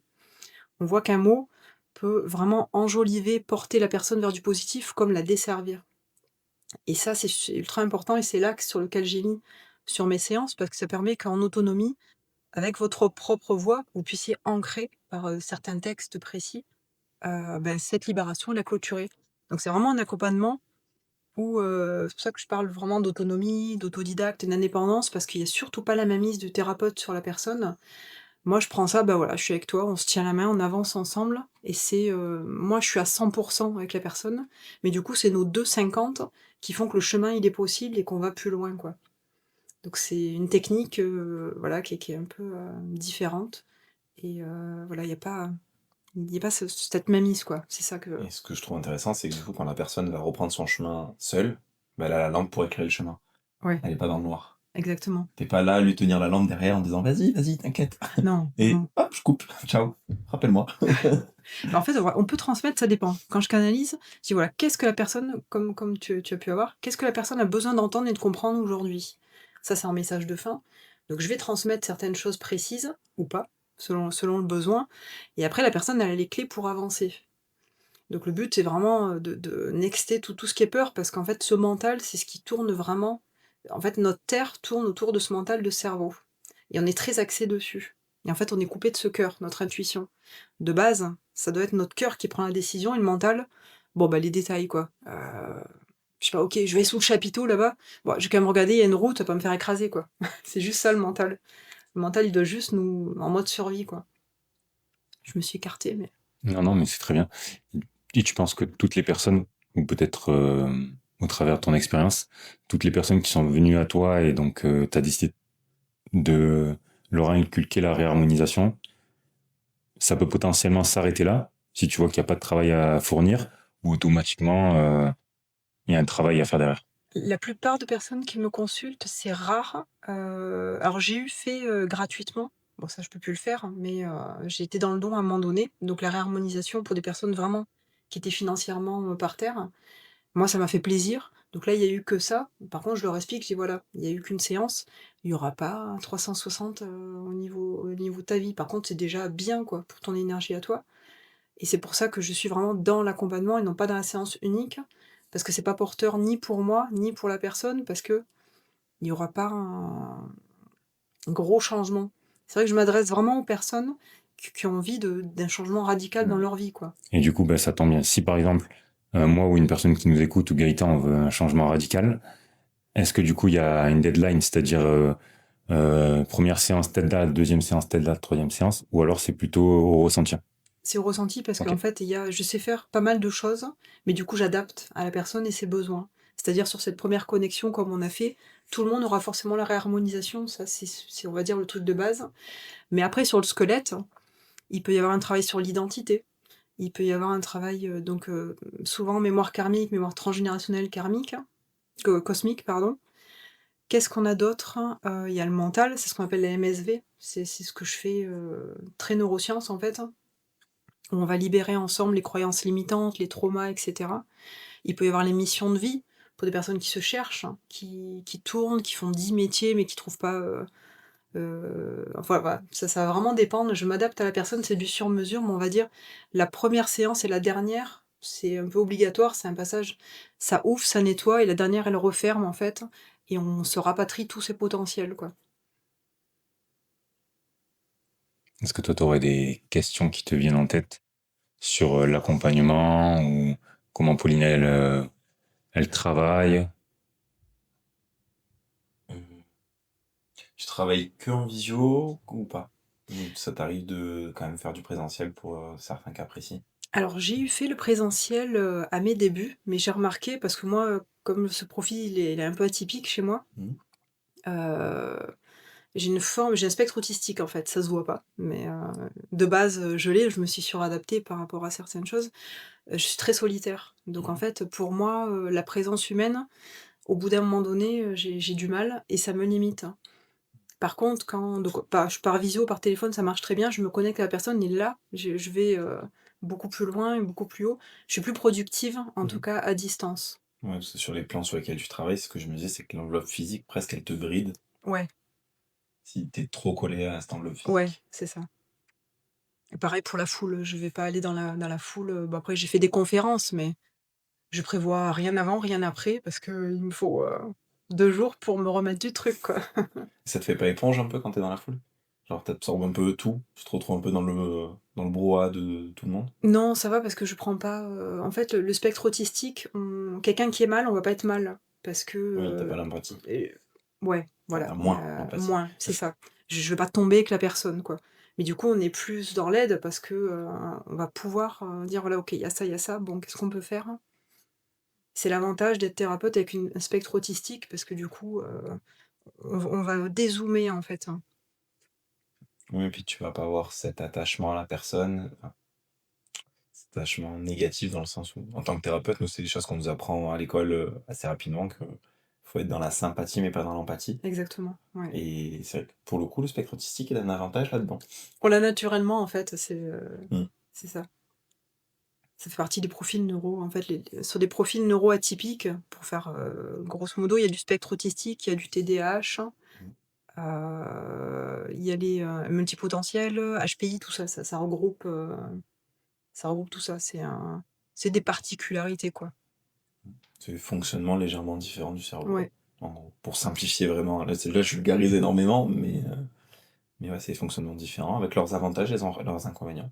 c'est ça. Après, le but, c'est vraiment de s'adapter, du coup, à qui on est et en fait, c'est pour ça, aujourd'hui, on est dans un monde où, il faut être décarré, donc même à l'école, tout ça. Et c'est pas possible, on a de plus en plus de profils atypiques et puis c'est trop bien. Moi j'aime les gens un peu fous aussi parce que C'est exactement ce que. Tu vois, on est connecté, j'allais dire la même chose, j'allais dire aujourd'hui, je trouve ça dommage dans notre société où en fait, dès que tu as une de ces particularités, tu es classé en handicap. ouais, ouais, Pour le coup, je suis bien placé pour le savoir. Tu as une case handicap, tu passes par la MDPH, donc la maison départementale des personnes handicapées. Ce qui en soi est bien parce que du coup, il y a un accompagnement pour l'adaptation au mmh, monde. Mais du coup, pour les adapter, on les met de côté. Ouais. On les met dans une autre case. Et pour le coup, pour certains, mais en fait, on met en avant leurs difficultés, on met en avant leurs différences qui leur apportent une difficulté et un handicap dans notre monde à nous, alors qu'en fait, ils ont des capacités que nous, on n'a pas, et que ça, on met pas en avant. Et je trouve ça un peu dommage. Oui, c'est vrai. C'est un peu dommage que puis certains enfants, du coup, bah, ils disent, oh, de toute façon, je suis nul parce que je suis TDAH, parce que je suis machin. Déjà, ça, la phrase je suis nul dans ce cabinet, elle est interdite. C'est parce que, bah, tout à l'heure, tu parlais très bien un de tes outils, c'est de parler, les mots. Et ça, moi, j'y crois énormément au fait que si on se répète toute la journée qu'on est nul et qu'on n'est pas bien et que machin, on sera nul et on sera pas bien et on sera. Et si toute la journée on dit, oh, bah, moi, de toute façon, je tombe malade tout le temps, bah oui, tu seras malade tout le La temps. puissance des affirmations. Ouais. C'est ça. Et donc moi, dans ce cabinet, j'ai un peu des phrases interdites avec les gamins, où quand ils arrivent déjà, ah non, mais de toute façon, je suis nul, moi, je sais pas faire. Non, ça, tu oublies. À l'heure actuelle, c'est vrai que tu y arrives pas forcément, ou voilà. Par contre, tu es en apprentissage. Donc, qui dit en apprentissage dit qu'un jour, tu vas y arriver. Et de retourner un petit peu comme ça. Alors, c'est pas facile, ça prend du temps, surtout avec certains enfants. Mais voilà. Et, là où je voulais en venir, c'est que bah, ces enfants-là, du coup, je trouve qu'on les stigmatise un peu trop à dire t'as une particularité, donc en gros tu sais pas faire, donc on va t'assister pour que t'aies pas de soucis à te poser. Alors que si on leur disait bah t'as une difficulté, par contre t'as ça et ça, ou franchement t'es trop fort, utilise ça pour compenser ça, je trouve la démarche beaucoup plus intéressante, quoi. C'est ça. Quel est ton potentiel? Parce qu'on a tous des forces et des faiblesses, et en fait, il y a plein de pratiques auxquelles on peut le savoir. Par exemple, un truc de base, tu une entreprise, je repasse du coq à l'âne, mais pour ton bras droit, vérifie toujours en astrologie si les signes y matchent, les particularités. En fait, c'est aussi pour ça, par rapport à des rencontres, et pareil pour l'école. Tel enfant, quel est son besoin? En fait, offre-lui un bac à sable, quoi. Qu'est-ce qu'il va faire là-dedans, en fait? Tu as un multipotentiel, tu vas avoir un camion, l'autre, il va prendre. En fait, l'avantage de mettre l'image du bac à sable, c'est que chacun va apporter son truc. Et la société, c'est comme ça. Qu'est-ce qu'on a besoin, en fait, de tout profil? De diversité. Voilà, c'est ça. Et c'est moins enfermant, quoi. Sauf que aujourd'hui ils veulent enfermer. Mais du coup, on voit où on en est. Clair. Donc, ça va changer, moi, j'ai confiance. Faire le lien un petit peu avec ce qu'on a évoqué et ce qu'on disait. Quelles sont les problématiques ou les demandes les plus fréquentes que tu rencontres chez les personnes que tu accompagnes? Je dirais que c'est pour ça aussi que je me suis spécialisée là-dedans, c'est le mental. En fait, si on extrait le mental, il se passe rien, en fait. Tout va bien. Regarde, c'est plus facile en énergétique. Ce gros pôle, c'est vraiment le mental qui derrière, en fait, ça en découle. Parce qu'une pensée, une croyance va te faire baisser en vibration, va te faire croire que tu es ça ou que tu es ça. Et au final, va te desservir, quoi. Ça, c'est le plus gros pôle. Après, j'ai pas de spécifique. Je peux avoir des personnes avec des problèmes de santé. J'ai autant de femmes que d'hommes, en fait. Je peux pas dire que j'ai plus de femmes, enfin, à part quand j'étais dans la périnatalité, mais ça n'a pas été un très gros pôle. Mais c'est vraiment ce mental, en fait. Ce mental, il est à décortiquer. Je pense que tu peux le valider aussi, quoi. Oui, oui, et puis j'en reviens un petit peu à... Moi, je connaissais pas ta pratique, mais par contre, c'est vrai que ça fait maintenant plusieurs mois où je travaille beaucoup sur les affirmations et la visualisation, et donc les affirmations, la puissance des mots que tu Mm. t'incorpores au quotidien, et à force de te les répéter, ça te crée le mindset que tu as envie de tendre. Alors, tu vas peut-être pas y arriver que en réalisant des affirmations, mais ça te met en direction de quelque chose que tu souhaites arriver, souhaites tendre, et du coup, la puissance des mots, pour moi, c'est beaucoup en lien avec le mindset et le mental que tu mets en avant. Ouais, ça, c'est très important. Tu as ce premier pôle-là, prendre du temps vraiment pour toi. Et déjà, c'est commencer chaque matin avec la gratitude. Déjà d'être en vie, d'avoir un toit sur la tête. D'ailleurs, pour ceux qui nous écoutent, tu as fait une vidéo sur le sujet, Oui, et je vous invite à aller la voir. Ouais, j'ai trouvé ça pas mal. ouais, c'est ça. C'est vraiment commencer par ça. Et après, du coup, le dernier pôle, c'est l'action. Parce que du coup, se répéter des choses positives, donc c'est bien. Mais à un moment donné, il faut de l'action. Et c'est là où la peur rentre en compte, où à un moment donné, il faut la travailler, quoi, sur certains points. Est-ce que toi, à titre personnel, tu mets en place des choses, des routines, des affirmations? Et si oui, qu'est-ce que tu mets en place? Alors, je sais pas si je suis le meilleur des exemples, parce qu'avec le spectre autistique, en fait, on a besoin d'avoir un truc très, très carré. C'est un besoin vital. Le rituel, Voilà, c'est ça. permanent. Voilà, donc ça, c'est quelque chose que je fais. Donc, c'est-à-dire, grosso modo, c'est tous les matins presque la même heure, en tout cas en semaine. On va lâcher le week-end un peu. Mais voilà, 6 heures du matin, temps pour moi, visualisation. Donc ça, j'explique aussi dans la vidéo ce que je fais donc chaque matin, mais c'est vraiment prendre ce temps pour soi. Et après, moi, j'ai instauré une feuille et il y a un rapport au temps aussi qui est important, c'est que si on cale pas tout ce qu'on va faire dans la journée, c'est aussi dans ces moments-là où on va ressentir de la culpabilité, où se dire merde, putain, j'ai pas fait ça. Ou... C'est important de cadrer. Moi, j'appelle ça les quêtes journalières. Ouais. Ouais. On en avait parlé dans un épisode un petit peu. Et Bah sinon, tu moi, je vois ça un peu comme une mission. Ouais. Et par contre, je te rejoins. Moi, je peux vite avoir tendance à, si j'ai pas réalisé mes quêtes sur la journée, à culpabiliser. Ouais, c'est ça. Donc, en fait, je me dis, il faut te faire une to-do list ou la manière dont tu veux. Et ce qui est dur, c'est d'en mettre pour être productif et d'atteindre tes objectifs, mais en même temps de pas trop en mettre. Parce que sinon, comme tu dis, tu vas culpabiliser parce que t'as pas réussi à tout faire et que tu vas créer une forme où tu vas remettre ça au lendemain et du coup tu vas te dire je suis pas capable de. Et c'est juste que de base tu t'es mis trop de choses à faire dans la journée et que c'était pas possible.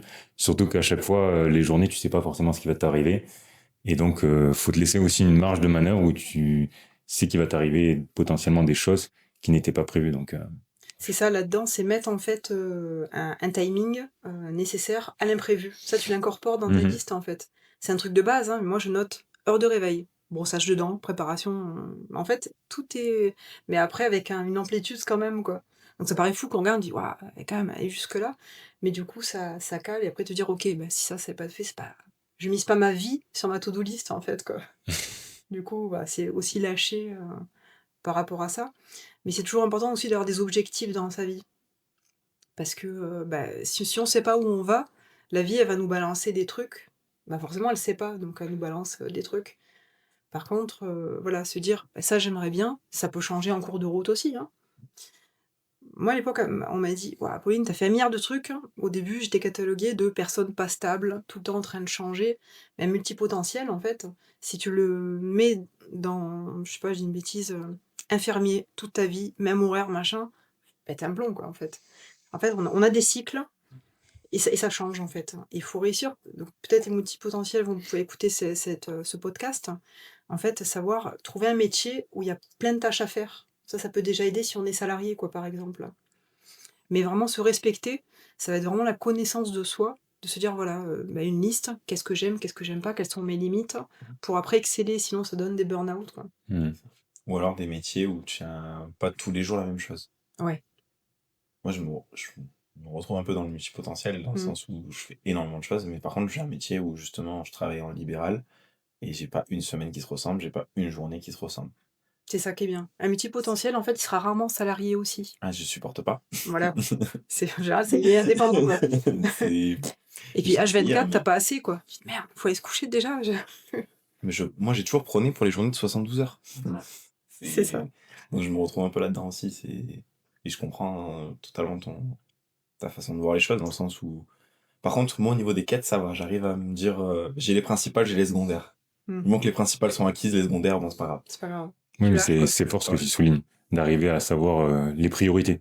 Ouais. Ça, c'est très fort quand tu fais tes quêtes ou ta to-do list ou peu importe le nom que tu vas incorporer. C'est te dire ça, j'ai mes 2-3 quêtes dans la journée vraiment principales. Et si jamais j'arrive à faire des quêtes secondaires, c'est bonus. Ouais. Et ça, moi, j'avais travaillé ça d'un point de vue organisationnel avec une adulte qui a, pareil, une déviation du trouble autistique légère et qui me disait, mais je me perds dans tout ce que j'ai à faire. Avait une journée aussi très occupée. Et elle me dit, je me perds dans tout ce que j'ai à faire. Et le soir, mais je suis là en mode, je déprime parce que j'ai pas pu tout faire. Et en fait, on a mis en place un système de bulles, un peu en mode carte mentale, avec les objectifs principaux de la journée et les secondaires qui en découlent. Et sur 3 niveaux, en fait, avec les obligatoires, bah ça, ce serait quand même cool si je pouvais le faire aujourd'hui, mais au pire du pire, si je peux pas les faire, c'est pas grave. Et ceux de, si je les fais dans la semaine, c'est déjà bien. Et pour le coup, ça a super bien marché. Donc, après, ça peut être trouver aussi des manières visuelles, des outils visuels pour aider le cerveau à avoir une mentalisation et une procédure pour justement prioriser tout ça. Ouais, c'est ça. Puis on est tous différents. Il y a des Et on est personnes, tous différents. tu auditives ou visuelles ou kinesthésiques qui ont trouvé cette méthode-là, en Oui. fait, pour, vraiment être productif dans ce qu'on doit apprendre. Mhm. Parce que le cerveau, il a une limite, il peut pas tout enregistrer. C'est comme, sur des cours, passer 20 minutes, c'est fini, quoi. Faut faire des pauses ou, Oui. donc faut essayer de trouver, Et ce qui est dur, parce que du coup, moi, c'est quelque chose. Alors, j'avais pas de mots, mais c'est vrai, quand on a fait la réharmonisation, c'est quelque chose que tu as mis en avant chez moi. Un petit peu le côté multipotentiel, tout ça. Ce qui peut être aussi dur, c'est que du coup, tu veux tellement être dans l'action et essayer de créer des choses que tu peux aussi t'éparpiller. ouais, ça c'est le gros problème du multipotentiel et c'est même chaque jour à se remettre parce que moi je me suis, pas mal, dans ma vie, je faisais 1 milliard de trucs, un peu rien à voir des choses, jusqu'à l'épuisement. À un moment donné, c'est toujours se dire: «Voilà, OK, qu'est-ce qui est plus important?» C'est un multipotentiel, un multipotentiel, en gros, tu le mets salarié dans les mêmes tâches, ça va pas aller. Donc à son compte avec différentes tâches, là, c'est top. Il faut de l'argent parce que du coup, niveau projet, il va t'épuiser, à faire plein de trucs. Niveau passion. Voilà, c'est ça. Faut le donner à manger quoi, en fait, hein. Mais effectivement, faut trouver des moyens de cadrer, en fait, donc ça peut être par des horaires, par, c'est vrai que c'est compliqué parce que c'est un cerveau qui est toujours en ébullition, en Mmh. fait et par moments, que la méditation peut être bonne, mais si tu es coupé avec du TDAH, peut-être c'est pas le bon truc, hein. Peut-être, un multipotentiel TDAH, il va méditer en courant, je sais pas, c'est possible, hein. Mais, bah, faut essayer de trouver des trucs, des sas. En tout cas, le sport, il est important, trouver un sport, qui soit en adéquation avec, la personne, il existe plein de trucs, quoi. Ouais, je suis assez d'accord avec toi. Je pense qu'il faut arriver à trouver des activités, sport ou autre, artistique ou quoi que ce Ouais. soit, où il y ait des temps calmes, qui reposent et qui vident un peu la tête et qui permettent de souffler. Moi, c'est vrai que en ce moment, le sport qui me permet ça, c'est le tir à l'arc. Ouais, Le bien. tir à l'arc, ça me... Ouais, je suis bien, je suis dans mon temps, je suis dans ma bulle, je suis seul avec moi-même, ou voilà. Les fameux, bien sûr, on le dira jamais assez, mais le fait d'aller marcher, voilà, ça te met dans ta bulle, t'es dans ton truc. Même si, du coup, quand tu vas marcher, tu penses au projet, tu penses à tout ce qui se passe, donc t'es dans ta bulle sans y être. T'es dans ta bulle de réflexion, mais t'es pas dans ta bulle de calme. Mmh. Alors que pour le coup, le tir à l'arc, je réfléchis juste à ma flèche qui va aller dans le point. Ouais, c'est ça. Et à Ça mon te geste, et en fait, t'es obligé de canaliser. Tu parlais depuis tout à l'heure, tu parles beaucoup de canalisation, et moi, ça me permet aussi de canaliser, bloquer mon corps, travailler sur ma respiration, travailler ma concentration sur un point, un objectif précis, et à ce moment-là, je pense à rien d'autre. Et ça repose tellement le cerveau, c'est un truc de fou. Ouais, ça c'est une très bonne idée pour le coup, que j'avais pas pensé, mais qui est logique, tout à fait logique. Ça permet de lâcher, de faire qu'une seule chose, quoi. Ouais, Mais c'est ça qui est véritablement dur quand on a le cerveau, comme tu disais, en ébullition ou multipotentiel. Ou... c'est ça. Mais par contre, il faut trouver son truc à soi. Moi, je sais qu'en ce moment, c'est le tir à l'arc. Peut-être que dans 2 ans, ça le sera plus. Il y a ça aussi qu'il faut prendre en compte, c'est que, surtout en multipotentiel, moi, je compte même plus le nombre de trucs que j'ai commencé, fait pendant 1 an, 2 ans, 3 ans, ou 6 mois, et puis que j'ai mis de côté, et puis que tant j'y suis revenu 6 mois après, ou alors j'y suis pas revenu du tout. Euh, et je suis absolument OK avec ça, en mode, bah, c'est bon, j'ai fait ce que j'avais à faire dans le truc, j'ai atteint le niveau que je voulais atteindre à ce moment-là, c'est bon. Peut-être que dans 10 ans, j'y reviendrai, peut-être pas. Et pour le coup, j'ai des activités qui étaient intéressantes à certains moments de ma vie et qui ne le sont plus du tout aujourd'hui. Et ça, je trouve que c'est important aussi de s'écouter et de se dire, bah, là, en ce moment, je fais ça, c'est cool, ça m'apporte ça. Le jour où ça m'apporte plus, se laisser le choix de passer ailleurs. Et de pas garder cette activité sinon, ça t'en fait trop. Oui, puis ça va t'enfermer du coup dans quelque chose que multipotentiel, il va tout mettre d'un coup. Il va dégommer un truc parce Mm. qu'il est très passionné, il fait tout à fond, à Oui. 2000, mais du coup il s'ennuie vite. Donc c'est pour ça qu'il y a des trucs qui sont commencés. Moi j'ai un mari qui est multipotentiel aussi. Et bon, on a un jardin, j'avoue, voilà, c'est le bazar, c'est un peu un camp de gitans, quoi. C'est pas grave. Et c'est pas sa priorité, donc on fait des trucs. Et c'est pareil, ça c'est souvent reproché au regard des gens. Ils disent, ouais, tu commences tout, tu finis rien. Ouais, mais en fait, je vais pas terminer un truc qui me passionne pas. Au final, ça a fait un peu, mais à un moment donné, je passe à autre chose. Mais par moment, il faut aussi se recadrer dans est-ce que c'est vraiment ce chemin? Donc du coup, effectivement, on teste des choses. Bah, si c'est pas le bon chemin, on fait autre chose. Et comme tu le dis très bien, ça peut bouger 2 ans après, et c'est pas C'est grave, pas quoi. dur de vivre avec. Alors après aussi, ce que je voulais te demander, c'est que tu vas être plus à même de répondre que moi. Mais il y a plusieurs degrés dans le fait d'être multipotentiel. On peut dire ça. On peut dire ça? Parce que c'est dans les neuroatypiques, hein. Donc tu as multipotentiel, mais ça couple avec diverses choses dans les neuroatypiques. Mais oui. En fait, il n'y a pas de case, enfin, moi je le vois comme ça, il n'y a pas de case où t'es multipotentiel, t'es Oui, ça. c'est ça que je voulais mettre en avant. Tu as un mélange d'un peu tout ça avec certains. Moi, l'exemple que je prends souvent, que ce soit dans le handicap, dans le TDAH, je crois, c'est les vases communicants. C'est un mélange, t'as un équilibre de plusieurs choses qui font que à la fin, tu te retrouves dans certaines choses, tu te retrouves dans d'autres, tu te retrouves pas dans certaines, et en plus, ces vases communicants, bah, ils évoluent aussi avec le temps. En fait, ouais, et le diagnostic, dans ce cadre-là, il est important, pas pour se faire... moi, c'était pas pour montrer, c'est simplement pour comprendre, en fait, notre fonctionnement. Et bon, moi, maintenant, je suis adulte, mais pour certains enfants, par exemple, ça peut être diagnostiqué après 6 ans, parce qu'avant, c'est jeune, de toute façon. Mais pour pouvoir avoir des outils, en fait. Parce que c'est énergivore, en fait, c'est épuisant. Et tu te fais beaucoup de trucs. Alors moi, il y a du TDAH aussi, donc je suis toujours... Donc c'est un mélange un peu bizarre de diverses choses, mais c'est vraiment la connaissance de soi. Une fois que tu te connais, tu sais ce qui est bon à faire pour toi ou pas. En tout cas, ce qui est sûr là-dedans, c'est d'avoir du qualitatif dans tout, dans les personnes, dans la bouffe, dans tout ce que tu vas faire, c'est important. Bien souvent pour le multipotentiel, quoi. Et vivre avec une personne qui est multipotentielle, est-ce que ça crée trop de friction? Vous arrivez quand même à vous tirer vers le haut? C'est rigolo parce que alors ouais, mon mari, il est multipotentiel. Alors lui de base, très cérébral, hein. Il est quand même ingénieur, il a un doctorat, donc il est allé en Écosse. Donc l'intellect, il est important d'être nourri, d'avoir quelqu'un qui soit vraiment... Mais si on a nos 2 moments où on s'éparpille, c'est le bordel, quoi. Et ça peut arriver. Donc on arrive, on le voit, je dis: «Waouh», je dis: «Là par contre c'est le why». Moi à la maison, visuellement, ça va pas bien, tu vois? C'est ça. Et on a en général, quand il y a un des 2 parents ou les 2 parents, bien souvent l'enfant, je sais pas si tu as entendu parler, mais moi sur les 4, j'en ai 2. Donc là, le diagnostic, une vraiment TSA, pas fort, mais quand même, avec du TDAH. Ouais. Et elle a 6 ans et elle parle, bah, tu l'as en face, tu vois? C'est un petit adulte. Truc de fou, quoi. C'est TSA, c'est? le spectre autistique. Trouble du spectre Ok. autistique. Ouais. Donc elle, il y a 3 quarts TSA et un quart TDAH. Ok. Bon, elle a que 6 ans, donc on n'a pas fait de test de QI, tout ça, et puis c'est juste sur du papier. Mais c'est vraiment pour, voilà, les accompagner. Voilà, il y a des trucs, tu vas pas aller la fixer du regard, elle ne supporte pas. C'est important, en tout cas, qu'à l'école, le personnel soit un petit peu formé pour justement, il y en a de plus en plus, quoi. C'est ce que j'allais dire, c'est que en fait, à cet âge-là, le diagnostic, il est plus important pour les adultes autour de l'enfant que pour l'enfant lui-même, parce que bien souvent, lui, il comprend pas, il se pose pas forcément ce genre de questions encore un peu jeune. Entre 8 et 10 ans, ça commence. Hmm. Avant, bah, il vit avec ce qu'il a, quoi. Ouais, c'est Il- ça. Et c'est surtout les parents que ça inquiète en général, et le personnel encadrant. Et le diagnostic, pour moi, il est primordial, non. Il est intéressant dans l'accompagnement des adultes autour. Et à mon sens, le diagnostic, il commence vraiment à avoir une importance pour la personne propre à partir de 12-14 ans. Vraiment l'adolescence, quand bah, tout se change et que toutes les questions se posent sur soi-même, les questions d'identité, la construction de sa propre identité.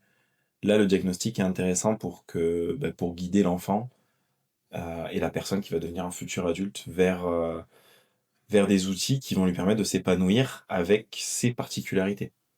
Je veux pas dire difficulté ou handicap, mais vraiment avec ses particularités, parce qu'il y a des forces énormes à aller chercher, et c'est vrai que si tu as un petit diagnostic qui t'aide à aller chercher, ça permet des fois de gagner quelques mois, voire quelques années.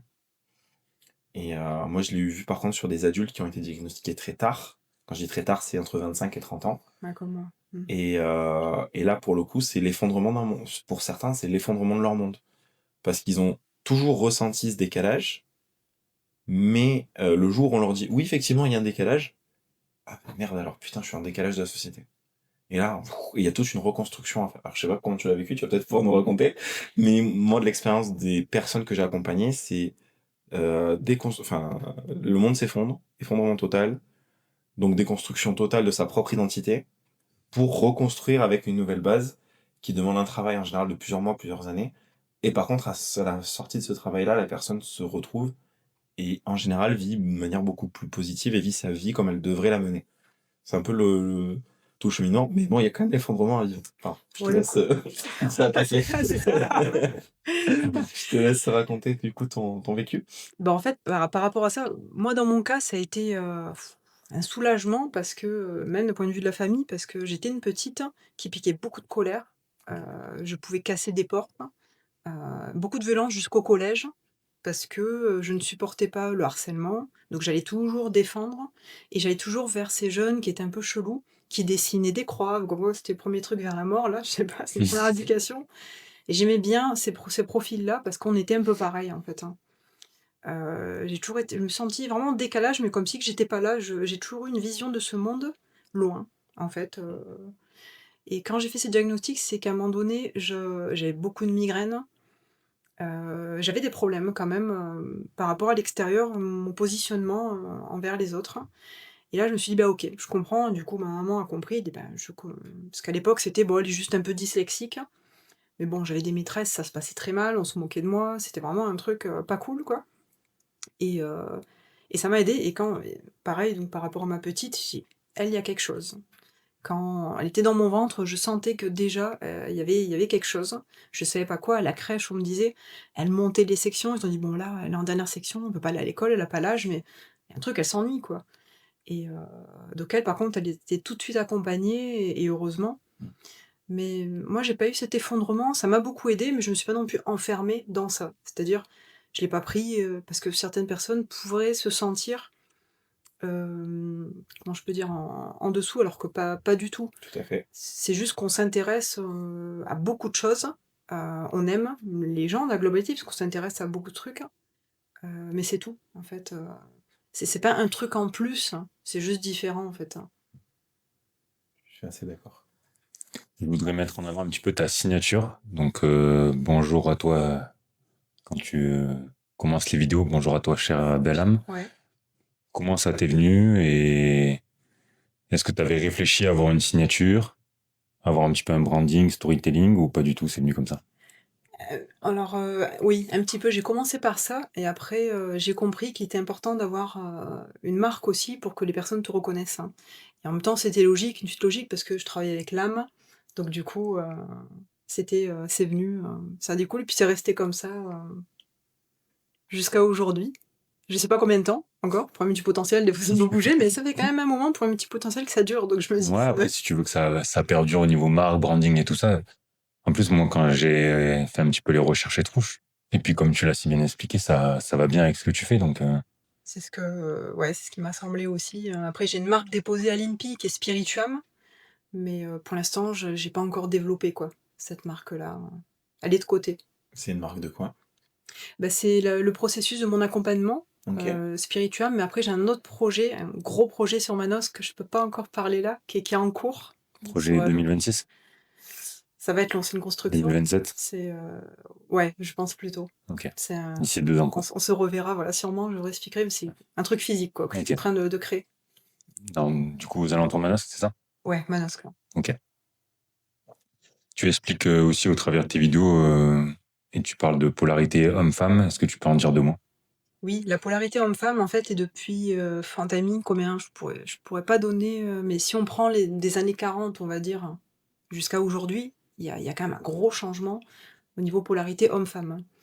À l'époque, les années 40, bon, bah, la femme n'avait aucun droit encore, enfin, je crois que c'est venu après, le droit de vote, au niveau de la femme, mais Mhm. c'était à la maison, les enfants, mais vraiment, sans droit, c'était, assez, elle vivait à travers le mari qui prenait les décisions. Et après on est parti aux antipodes, au truc féministe quoi, qui fait qu'en fait, bah, la femme elle devient là et l'homme il est là et il y a un problème au niveau polarité et bon moi j'ai pris aussi un congé parental pour m'occuper là à un moment donné donc de ma dernière et c'était OK et en fait pour moi c'était logique aussi d'être à la maison, de faire la cuisine, m'occuper des enfants, un peu, trade wife quoi, comme on dit. Mais c'est OK aussi et en fait, on a vraiment notre équilibre et aujourd'hui, je pense qu'il y a ça à revoir.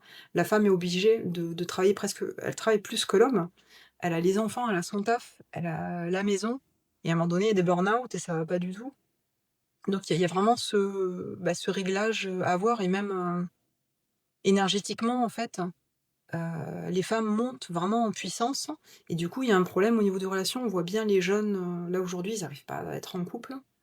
Heu, c'est un problème. Il y a quelque chose à revoir, en tout cas, par rapport à ça, quoi. Ok. Tu changerais quoi, toi? Si tu avais la possibilité de changer certaines choses. Heu, pour, l'extérieur ou pour moi? Non, non, pour l'extérieur. Bah, déjà qu'il y ait une remise en question de ce que les femmes souhaitent au fond et que les hommes, bah, reprennent leur place d'homme, en fait, hein. Pour moi, il y a vraiment question de yang, quoi, en fait, alors on va pas repartir dans les années où c'est l'homme qui gère, on est d'accord, quoi. Mais que l'homme reprenne sa place, en fait, vraiment dans l'énergie yang, quoi. C'est ça qui manque, quoi. Parce que Ouais, là, en fait, c'est qui le est vraiment contraire. deux forces qui est vraiment deux forces qui à la fois enfin, deux forces contraires dans le sens où ils vont se confronter, mais d'un autre côté s'accompagner. Ouais. Qu'aujourd'hui, c'est vrai qu'on se retrouve avec deux forces qui vont dans le même sens, mais de manière bizarre. Bah, en fait, les femmes, elles veulent vraiment devenir un homme, mais humainement, ce sera jamais possible. On n'a pas la même force de toute façon. Alors pas la même force, pas la même façon de penser. Ouais. On réfléchit pas du tout de la même manière, on voit pas les mêmes choses les choses de la même manière. Et moi, c'est ce que je trouve beau pour le coup, entre un homme et une femme, c'est que si tu arrives à lier les deux visions, bah, tu peux arriver à quelque chose de vraiment top. Complètement. Et c'est vrai que bah, pour le coup, on a vraiment deux fonctionnements différents. On a le cerveau qui fonctionne pas de la même manière en plus. Mmh. Ça a été prouvé scientifiquement. Et je suis assez d'accord avec toi que bah, une femme ne doit pas devenir un homme et un homme ne doit pas devenir une femme non plus. C'est ça le problème et en fait tout est fait aujourd'hui pour en fait, faire un genre unique. J'ai l'impression, je veux pas me c'est un débat, je vais pas me mettre là-dedans, mais voilà.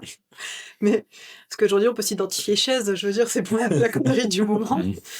C'est ma fille qui a 16 ans qui m'a dit ça l'autre fois, elle dit: «Tu sais maman», l'autre fois elle m'a dit, «Bah, il s'identifie chaise, ou poisson globe». OK. Et oui, il y a eu des cas, notamment aux États-Unis. Ouais. Voilà, après voilà, c'est important. Je pense que chacun doit être, à sa place. C'est laisser l'homme dans sa partie énergétique yang et même dans la matière, en fait. C'est vraiment tout un travail, mais ce monde, il est fait que du coup, Ah oui, tu peux pas tout changer. Par exemple, nous les hommes, on a la testostérone. Enfin, oui, ça doit prendre la place que ça doit prendre. Après, ça veut pas dire que, comme tu dis, on doit repartir à des années-lumière de ce qui a été mis en place par nos ancêtres, mais peut-être qu'il y a des choses un petit peu à rééquilibrer. Mais je pense qu'on était dans un extrême, on est en train de partir dans l'autre. Après, c'est une façon d'équilibrer aussi. C'est qu'en général, on va toucher les deux extrêmes pour avoir le milieu. exactement, ouais. Moi, je pense qu'on est dans la phase où là, on va aller toucher l'autre extrême. On verra jusqu'à quand. Et puis après, ça va. J'ai espoir en l'humanité, on va rééquilibrer. Mais c'est vrai que là, ça part vraiment en live. Ouais, c'est ça et en fait, c'est toujours il faut arriver au bout. C'est l'explosion qui fait qu'à un moment donné, bah, de toute façon, la Terre, ça a été ça, hein. Il y a eu le Big Bang, puis à un moment donné, voilà, c'est revenu donc je crois qu'on est dans cette phase-là, Puis après, il faut dézoomer aussi, parce qu'au plus, en fait, on a de la colère, on a de la critique, on a le jugement, au plus on alimente, du coup, ça. Donc moi, je mets beaucoup d'humour à un moment donné, comme là, voilà, les identifications, ça m'a fait rire. Elle m'a sorti ça, ma fille. J'ai dit: «OK». J'ai dit: «Là, on est bien, là». Mais voilà, c'est après, nous, qu'est-ce qu'on va faire? Et dans chaque couple, nous, ça a été d'office avec mon mari, quand on s'est rencontrés, chacun avait sa place, en fait, hein. Il m'a dit: «Hors de question que tu fasses 50 heures dans un travail et que ce soit moi qui éduque les enfants». Je dis: «Bah, clairement, moi, voilà, c'est clair». Donc ça a été des choses comme ça, il y a des trucs prédéfinis, en fait, qui sont faits. Je pense que c'est des accords aussi entre l'homme et la femme, avoir une compréhension. Un homme, bah, l'attaquer verbalement, ça va pas le faire parce qu'il a besoin d'être dans sa grotte. Oui. Un homme, voilà, ça va être en introspection, il va pas répondre. La femme, nous, bon, on tchatche, hein, voilà, ça envoie quoi, ça parle. Donc faut respecter les 2. Si l'homme, il a besoin de réfléchir, on va pas aller l'attaquer, à un moment donné, ça fera rien et Même sans parler d'attaquer, juste le fait d'écouter. Moi, je sais que je le vis avec ma compagne, où d'un moment, on a mis quelque chose en place, c'est que elle, en ce moment, elle travaille pas. Mais bon, après, elle s'occupe, elle a plein de choses à faire. Et quand moi, je rentre le soir, entre 19 et 20 heures, j'ai besoin de mon sas de décompression. normal. Et passé un temps, en fait, elle trépignait du fait que j'arrive pour me raconter sa journée.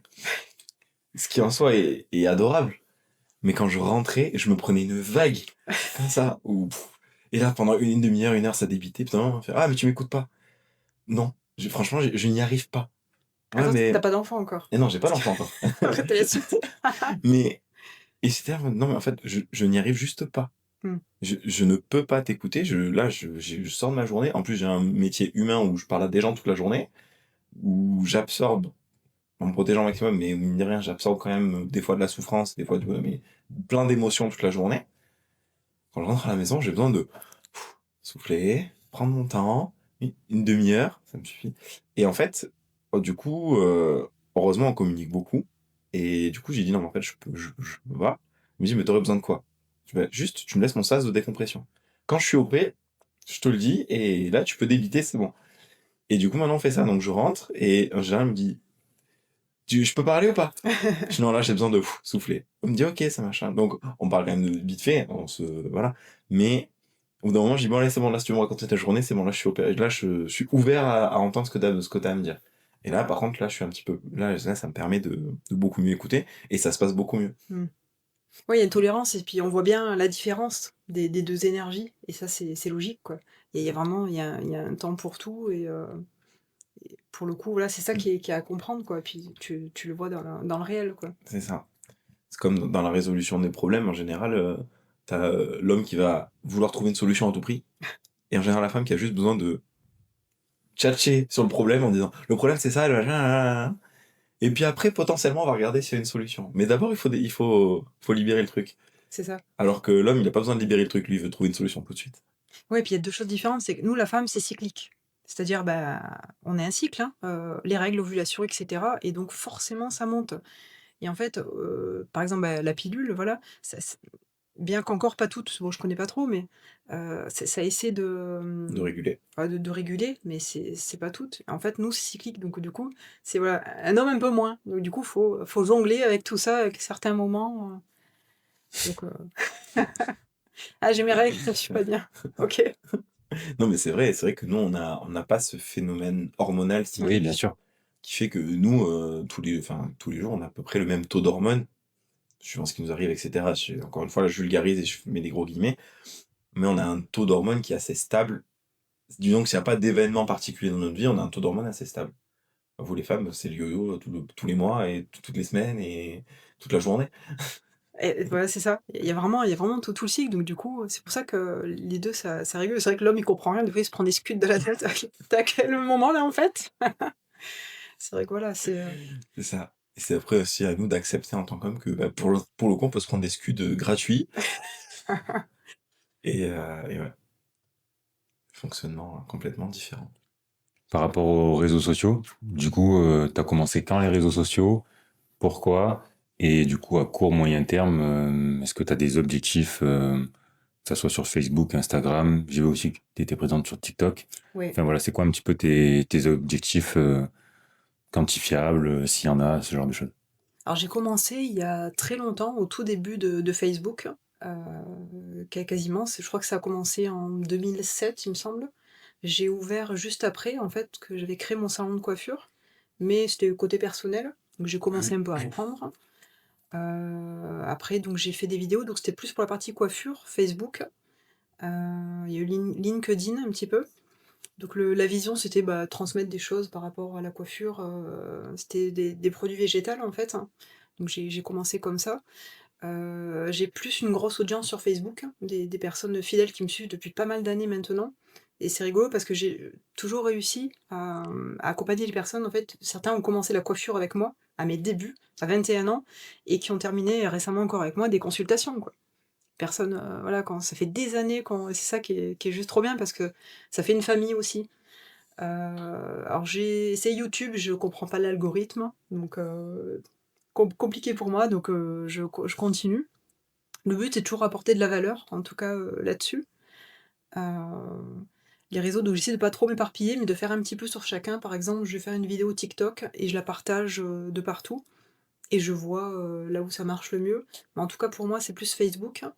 Et YouTube, bah, ça dépend. Ça dépend. Je suis pas experte en la matière. Je- Est-ce que tu fais au feeling? Est-ce que tu as des objectifs du coup quantifiables? C'est-à-dire, tu te dis, je sors deux réels par semaine, une vidéo par semaine, ou alors c'est un petit peu au feeling, comment ça se passe? Ça, c'est un problème chez moi. Régularité. Voilà, c'est ça. Parce que du coup, j'ai mes consultations, j'ai ma vie de famille, j'ai le sport aussi. Donc j'essaie. Mais YouTube, on est à une vidéo par mois quasiment. Par contre, Facebook, je publie toutes les semaines. Il faut que j'essaie de me faire justement un prompt pour vraiment bien cadrer tout ça. Mais c'est la régularité effectivement qui apporte plus. Après, je fais de l'impro, ça dépend. En général, il y a une idée qui me vient quand je vais dans ma forêt ou quand je fais du sport, je dis bah, ok, je vais le faire tout à l'heure. C'est rare que je prévoie quelque chose. Je suis assez spontanée, quoi. Je prévois quand c'est un truc vraiment du type formation, quoi, où je veux Mm. vraiment rien oublier pour transmettre des choses. Mais je prévois peu, à part pour mes projets pro. Donc je balance quand même ça ici, là, tout de suite, puisqu'on est dans l'impro. Je vais avoir besoin d'un bras droit pour mon projet, que je ne peux pas encore dire là tout de suite, pour quelque chose de physique que je vais construire, que je ne peux pas faire seul humainement, parce que ça va être du lundi au samedi de 9h à 19h. Ok. Donc j'ai besoin d'un ou d'une associée. Donc au cas où, si quelqu'un est intéressé par mon profil et qui me contacte, parce que du coup j'ai besoin de... Mais dans tous les cas, on va faire la petite instant pub, mais on mettra de toute façon ton Facebook, vu que c'est là où tu es le plus présente. Et Ouais, après, ton Instagram. et Ou YouTube, on se ouais. partagera. Mais surtout pour les personnes qui veulent potentiellement te contacter. Ça Oui, sera plus sur Facebook ou Instagram. ouais, Facebook, Instagram et l'adresse mail, je la mettrai. On mettra tout ça en description. Et du coup, pour terminer sur la partie réseaux sociaux, du coup, est-ce qu'en termes de, je sais pas, de vues, de followers ou de communauté que tu veux créer, est-ce que tu as une vision ou peut-être pas encore? Est-ce que tu sais où tu veux aller?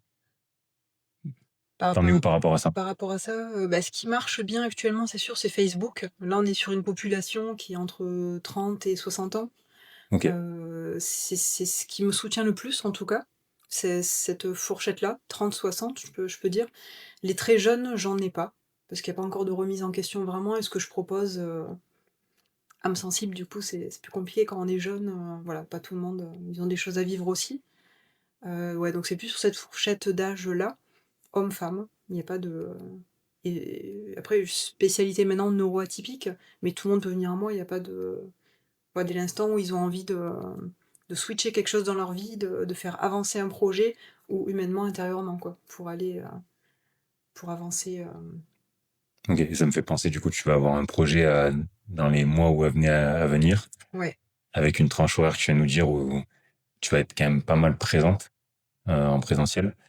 Est-ce que du coup, tu as déjà réfléchi comment tu vas corréler les réseaux sociaux, ta vie de famille avec ça? Parce que du coup, ça va faire beaucoup de tâches. Bah là, en fait, dans ce projet-là, je ferai un appel là-dessus, mais je vais avoir besoin de freelance qui vont bosser avec moi. Ok, En gros, ça va être un lieu qui va être environ 500 mètres carrés. Il y aura plusieurs professionnels. Euh, je pense que je vais embaucher pour la com, forcément, parce que je vais plus pouvoir faire. Donc il y aura un petit peu de salariés et beaucoup de freelance avec moi, quoi. ok. C'est un projet innovant qui n'existe pas. En tout cas, tu vois, c'est Non, toujours ce côté visionnaire. non, n'en dis pas plus. Voilà. Si tu veux pas, Si tu pas veux. spoiler et pas en dire plus, n'en dis pas Non. plus. Mais voilà, c'était aussi pour montrer que c'est bien parce que du coup, tu y as réfléchi et pas que Ouais. ça te tombe tout d'un coup et que tu te dis, bah, finalement, je peux plus développer mes réseaux, j'ai ce projet-là, j'ai ma vie de famille, et Non, j'ai ça le va sport continuer. aussi. Ça va continuer, mais avec une aide, en tout cas. Ok. Est-ce que, du coup, en ayant 4 enfants et 4 filles, est-ce que tu as des points clés sur les valeurs que tu veux transmettre au sein de ton foyer, l'éducation, enfin, comment ça se passe? Alors, par rapport à ma vie perso, alors nous, c'est vrai qu'on a l'impression d'être un peu vieux, je sais pas, dans nos trucs. Parce que chacun, c'est vrai, moi, c'est mon mari, bah, c'est lui bah, il travaille, c'est lui la grosse source de revenus. Faut être honnête, puisque moi, j'ai fait un choix de travailler peu. M'occuper des filles, c'est important. Surtout pour les parents bah, qui ont des enfants avec du spectre autistique ou du TDAH, etc. C'est important d'être présent, en fait, et aussi d'avoir des professionnels, de faire le suivi, parce que c'est ce qui va aider. Alors c'est pas facile aussi à la phase, moi ma dernière à 2 ans, on sait que les 0-2 ans, c'est ultra, voilà, ça demande beaucoup d'énergie. Énergivore, ouais, j'allais dire. Très, très, c'est aussi pour ça qu'il y a des burn-out maternels, où il peut y avoir de la violence, donc je mets ça aussi en avant parce que bah, j'en entends beaucoup. Alors pas vous culpabiliser, mais demander de l'aide, parce que pour le coup cet âge-là est très critique. On dit les 1000 premiers jours, je crois que c'est... Enfin il y a un livre, il y a un truc comme ça, si tu peut-être tu... Au Les début, 1000, ça me dit pas, mais les 1000 premiers jours, ça me parle. voilà, je crois que c'est ça qui sont vraiment les plus compliqués. En gros, Bon, c'est en les plus, 3 premières années. voilà, c'est ça, exactement. 3 premières années, voilà, c'est là où ils ont besoin des parents. 80% de la vie se joue. Ouais. Et donc il y a dans le ventre, hein, donc bah, déjà, une grossesse dans l'idéal qu'elle soit désirée, après ça arrive d'avoir une surprise et c'est OK. Mais déjà travailler le maximum sur soi pour, pouvoir avoir une vie plus légère, pour l'enfant. Aujourd'hui, la natalité, elle baisse, ça c'est un fait, les jeunes, on voit, ils veulent plus d'enfants. Bon, après, est-ce que c'est bien, pas bien? Tout est juste, je veux T'as dire. toujours voulu avoir plusieurs enfants?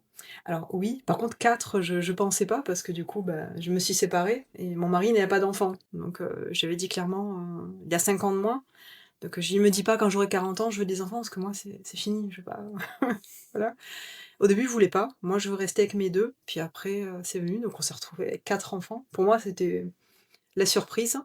C'est très, très beau. Bah, ça, voilà, je le recommande d'être maman, ça se vit, c'est le plus beau métier du monde, le plus dur aussi et on n'a pas de formation. Donc on apprend sur le terrain. C'est pas livré avec le mode d'emploi. Du tout.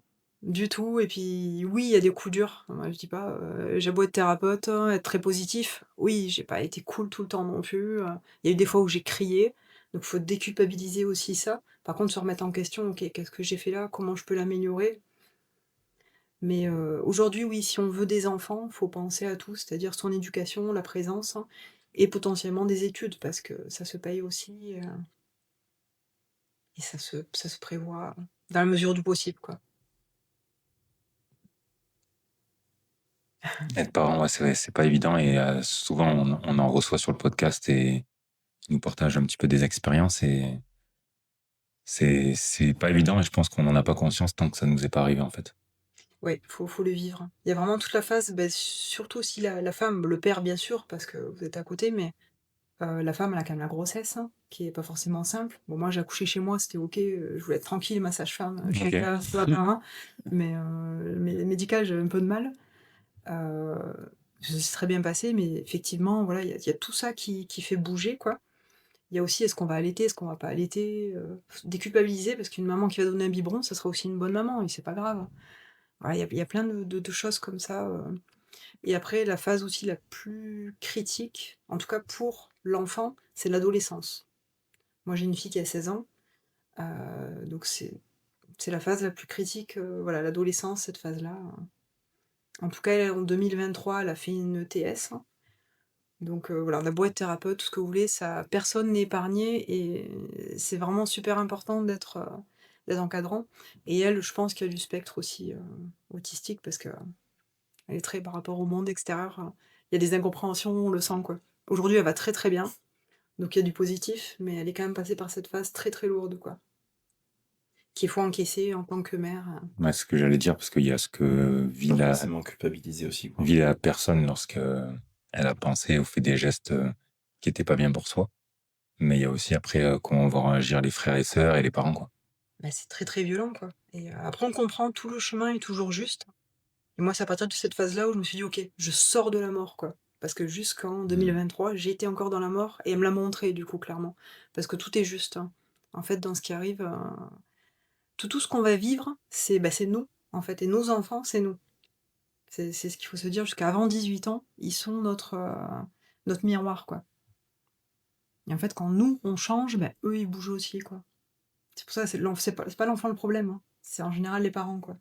Et c'est toujours se dire: «OK, putain, qu'est-ce que j'ai à comprendre? Qu'est-ce qui me fait, quand il t'irrite, qu'il te dit des trucs, tu dis: «Bah, OK, j'ai pas compris ça». Faut le régler, quoi. Et du coup, tu parlais aussi beaucoup de sport. Comment tu répartis ton sport sur ta semaine? Donc renforcement, yoga, course à pied, c'est ça? Ouais. Alors, bah, ça, c'est prioritaire. C'est-à-dire ça passe avant beaucoup de choses. Parce que, si moi je suis pas bien, l'extérieur n'est pas bien. Donc ça, c'est non négociable. Donc, je fais 3 fois par semaine avec, une coach. Donc, là où je vis. Donc on fait dehors. L'avantage d'être dehors, c'est que même en hiver, ça renforce l'immunité. Donc dehors, on fait le renforcement musculaire, la course à pied, le yoga.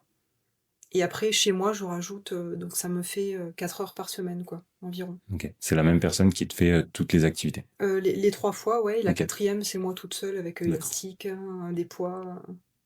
Et ça, si par exemple tu venais à sauter une séance, tu le ressens direct en impact ou tu vas te sentir moins bien, ce genre de choses? Une séance, ça va. Je veux dire, si à la place de 4 fois, je fais 3 fois, ça le fait. Même 2 fois. Après, moins de moins, ça va être compliqué parce que du coup, c'est dans le moi, je suis très, très speed, je bouge et ça bouillonne. Je tourne vite en rond et après je pourrais plus m'énerver, être, donc ça, c'est pour ça que c'est rentré dans notre famille. Mon mari, c'est pareil d'ailleurs, lui aussi. Lui, c'est tous les jours presque. Donc du coup, on sait que ça, c'est notre pilier pour tenir quand on a 4 enfants, quand on a une maison, quand et voilà, quand on a plein de trucs à faire, quoi. C'est ça qui a mais en même temps, ça fait du bien parce que tu connais, tu es dans le sport. Tu as fait ta séance, des fois, tu as pas envie, hein, aussi, hein. Ouais, ça m'est arrivé hier. Tu dis: Et puis en fait, après, tu rentres, t'es apaisé, t'as fait baisser le cortisol, même si tu crées de l'inflammation pendant que tu fais le sport, mais du coup, t'as cette hormone de bien-être, et puis t'as aussi le côté satisfaction et discipline que tu peux incorporer pour d'autres choses aussi. Et bon, moi, ça, après, je pourrais en parler des heures parce que c'est ma passion et c'est mon job, mais être en mouvement, d'où le nom du podcast, et à chaque fois aussi avoir des personnes, on reçoit quand même pas mal de personnes qui font du sport. Et en général, ces personnes-là, elles sont multipotentielles ou entrepreneurs, entrepreneuses. Donc, ça a un véritable lien, en fait. ouais. Et ouais, le sport, c'est ça, ils le disent, hein, c'est ce qui entretient. Et quand tu fais pas ce sport, bah, généralement, tu peux avoir aussi toutes les idées qui viennent et ça te Mmh. niaque. Et surmonter aussi certaines difficultés, quoi. C'est un global, hein. C'est des choses que tu essayes d'incorporer à tes enfants. C'est dur. Elles sont sportives. Parce qu'on est dans une génération aussi où on a plus tendance à scroller. Ma grande, c'est compliqué. Par moments, je force quand on va balader parce qu'elle a pas super envie de faire une rando, par exemple. On n'a pas de chien. Je me dis des fois un chien, ça te force parce que du coup tu vas le promener et ça. Donc peut-être. Elle faisait beaucoup de sport à un moment donné. Après, là, elle a arrêté. Donc elle, c'est sûr, c'est un peu réseau, mais elle a un bon fond. C'est une petite. Après les autres, bon, on les fait courir, hein, elles bougent, ça va. Ma moyenne, par exemple, elle fait beaucoup de danse. Heu et on le voit et puis elle a des idées, ça fuse, je pense que c'est ma suite, quoi. Elle prendra la suite de ce que je ferai après, c'est fort Ouais, possible. puis en plus, enfant, au niveau du contrôle moteur et tout, c'est super important de faire un Ouais, maximum de sport et d'activité, d'être tout le temps en mouvement. Ça, c'est vraiment, s'il y a quelque chose à retenir, c'est que quand l'enfant il se construit, enfant et adolescence, il faut bouger, quoi. Qu'il fasse mmh, du vélo, faut qu'il court, faut qu'il fasse des cabanes, faut qu'il soit dans les bois, faut qu'il fasse un peu de renforcement s'il peut en faire. Parce que vraiment, au niveau contrôle moteur et productivité, par la suite, ça va Au vraiment. niveau du développement total, que ce soit psychologique, psychologique, cognitif Tu le et vois, il y a physique. des études entre les enfants qui ont fait beaucoup de ouais, sport et ceux qui en ont beaucoup moins fait. Et après, il se crée très vite un décalage en étant adulte. c'est vrai. Puis le fait d'être dehors, tu vois, ça augmente toute notre immunité et je crois que c'est en Norvège, ils font la sieste dans j'ai perdu landau, les couffins, quoi et en Dehors. fait ouais, donc bien emmitouflés Mmh. Et et ils ben, sont, on a une crèche à Pépin qui va le mettre en place à partir de cet hiver. Crèche qui a ouvert génial, cet trop été, bien. qui va mettre ça en place, les siestes norvégiennes. C'est cool. Mmh. Ouais, comme quoi on a beaucoup à apprendre, d'eux, quoi. Carrément. Ok, donc ça, concrètement, ça voudrait dire qu'elle va faire cette crèche-là va faire les siestes aux enfants en extérieur. En extérieur, ouais. Ok. Ou du moins, elle va tester pour voir si c'est réalisable. Non, elles vont le faire. Ok. Parce que peut-être qu'au début, ça va être dur d'inculquer, tu sais, une nouvelle Alors, culture. t'as une autorisation des parents quand Ouais. même, bien entendu, c'est fait dans un cadre, voilà. Mais, euh, mais en tout cas, ouais, c'est des choses qu'elles vont proposer et je trouve Ok. ça assez chouette. Ouais, c'est bien de d'oser en plus. Emmener ça à d'autres pays, de choses qui se font pas dans le coin et tout, ouais, c'est pas mal. Mais j'ai remarqué certaines crèches, nous à Pierrevert, on en a une et ils sont vraiment, à cheval sur le bien-être, des enfants, des parents. Ils proposent plein de choses et enfin moi ma petite là, elle y est encore, elle va rentrer à l'école, mais on a vraiment du personnel exceptionnel, quoi. Elles se forment beaucoup et ça c'est positif pour la suite. Tu te dis voilà, si déjà de base on a des bonnes crèches parce que c'est aussi la suite, Totalement. le futur de nos enfants, quoi. Il faut qu'après, l'éducation nationale prenne la suite. Ça serait bien. Ça serait bien. On va pas entamer ce débat-là, Non. Non. parce que sinon on va en faire un épisode complet. Et là, je vais plutôt basculer sur quelque chose de un peu plus léger. Un petit jeu très simple. Tu essayes de répondre assez authentiquement et assez spontanément. Ton outil préféré pour te recentrer sur toi-même. Aller dans la forêt, marcher. C'est pas un outil physique, hein, c'est Ouais. ah voilà. Un mot pour décrire l'énergie que tu veux transmettre. L'amour. Yoga ou course à pied. Yoga. Une couleur qui reflète ton état intérieur. Ouais. Alors, je suis très axée rouge, mais il y a le bleu qui me vient là. Pardon, je rigole, j'ai le violet qui m'est venu en tête. Ok, bah c'est Et du coup, canal. mais du coup, rouge et bleu, tu mélanges, ça fait violet. Ah exact, je suis nulle en colorimétrie, pourtant j'étais coiffeuse, hein, mais Non, c'est pour ça que, pardon, je t'ai coupé dans le truc, mais Non, mais c'est fort parce que du coup, j'ai pensé au logo qu'on a fait ensemble et regarde un petit peu les couleurs du logo. ça c'est fort ça. Ensuite, mini visualisation guidée. Est-ce que tu pourrais, en à peu près 1 minute, donner des exercices que pourraient faire les gens chez eux en termes de respiration, de visualisation?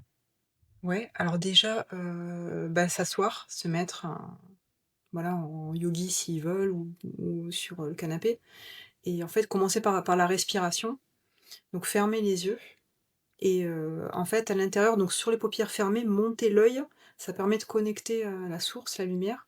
Parce que en Ok. général, les yeux ouverts, c'est plus compliqué. On monte à la source, c'est comme un exercice, tu te connectes à la lumière, tu t'ancres, hein, parce que c'est important l'ancrage aussi au niveau, tu peux visualiser des racines qui vont jusqu'au centre de la terre. Et après, alors je parle souvent de l'œuf aurique, hein. Donc ça, c'est petit cadeau pour aujourd'hui, parce que je le faisais dans mes formations, à l'époque. Donc visualiser un œuf aurique, ça c'est vraiment la protection, tout autour et l'ouverture du cœur, quoi. Parce que la plupart des gens ont le cœur fermé. Et c'est par peur. Mais voilà, ouvre, qu'est-ce que tu risques derrière? Rien. Trop bien. Si tu devais te donner un super pouvoir, lequel serait-il? Waouh! Pour une visionnaire, c'est difficile parce que j'en pourrais surtout multipotentiel, tu es, non, c'est vraiment que le prisme, humain, voie, les choses à travers le non-jugement, l'amour, quoi, en fait. Déjà, observe, regarde ce qui se passe avant de juger, quoi. C'est, Donc, ton super pouvoir, ça serait que tout le monde soit bienveillant. Ça idéalement, serait un petit peu ça. ouais. Ah, ça serait un beau super pouvoir. Si Très tu étais positif. un élément, donc eau, feu, terre, air, lequel te représenterait le mieux? Le feu. Ok. J'en ai terminé pour ce petit jeu un petit peu plus léger que le débat dans lequel on allait partir. Bravo, c'est bien. le détournement. Mais écoute, je vous propose de clôturer ce podcast avec la petite phrase traditionnelle. Quel serait pour toi un mot ou une phrase qui représente ta philosophie de vie? Authentique. La pleine présence, quoi. Le rayonnement, ouais. Parfait. Eh bien, merci de nous avoir écoutés ou regardés, suivant la plateforme pour rappel YouTube, Spotify, Deezer. Pensez à liker, à vous abonner, et on vous dit à dans 15 jours pour le prochain épisode. À bientôt. Merci. Au revoir tout Merci le d'être monde. venu en tout cas. Merci infiniment, Merci Renaud. Pauline.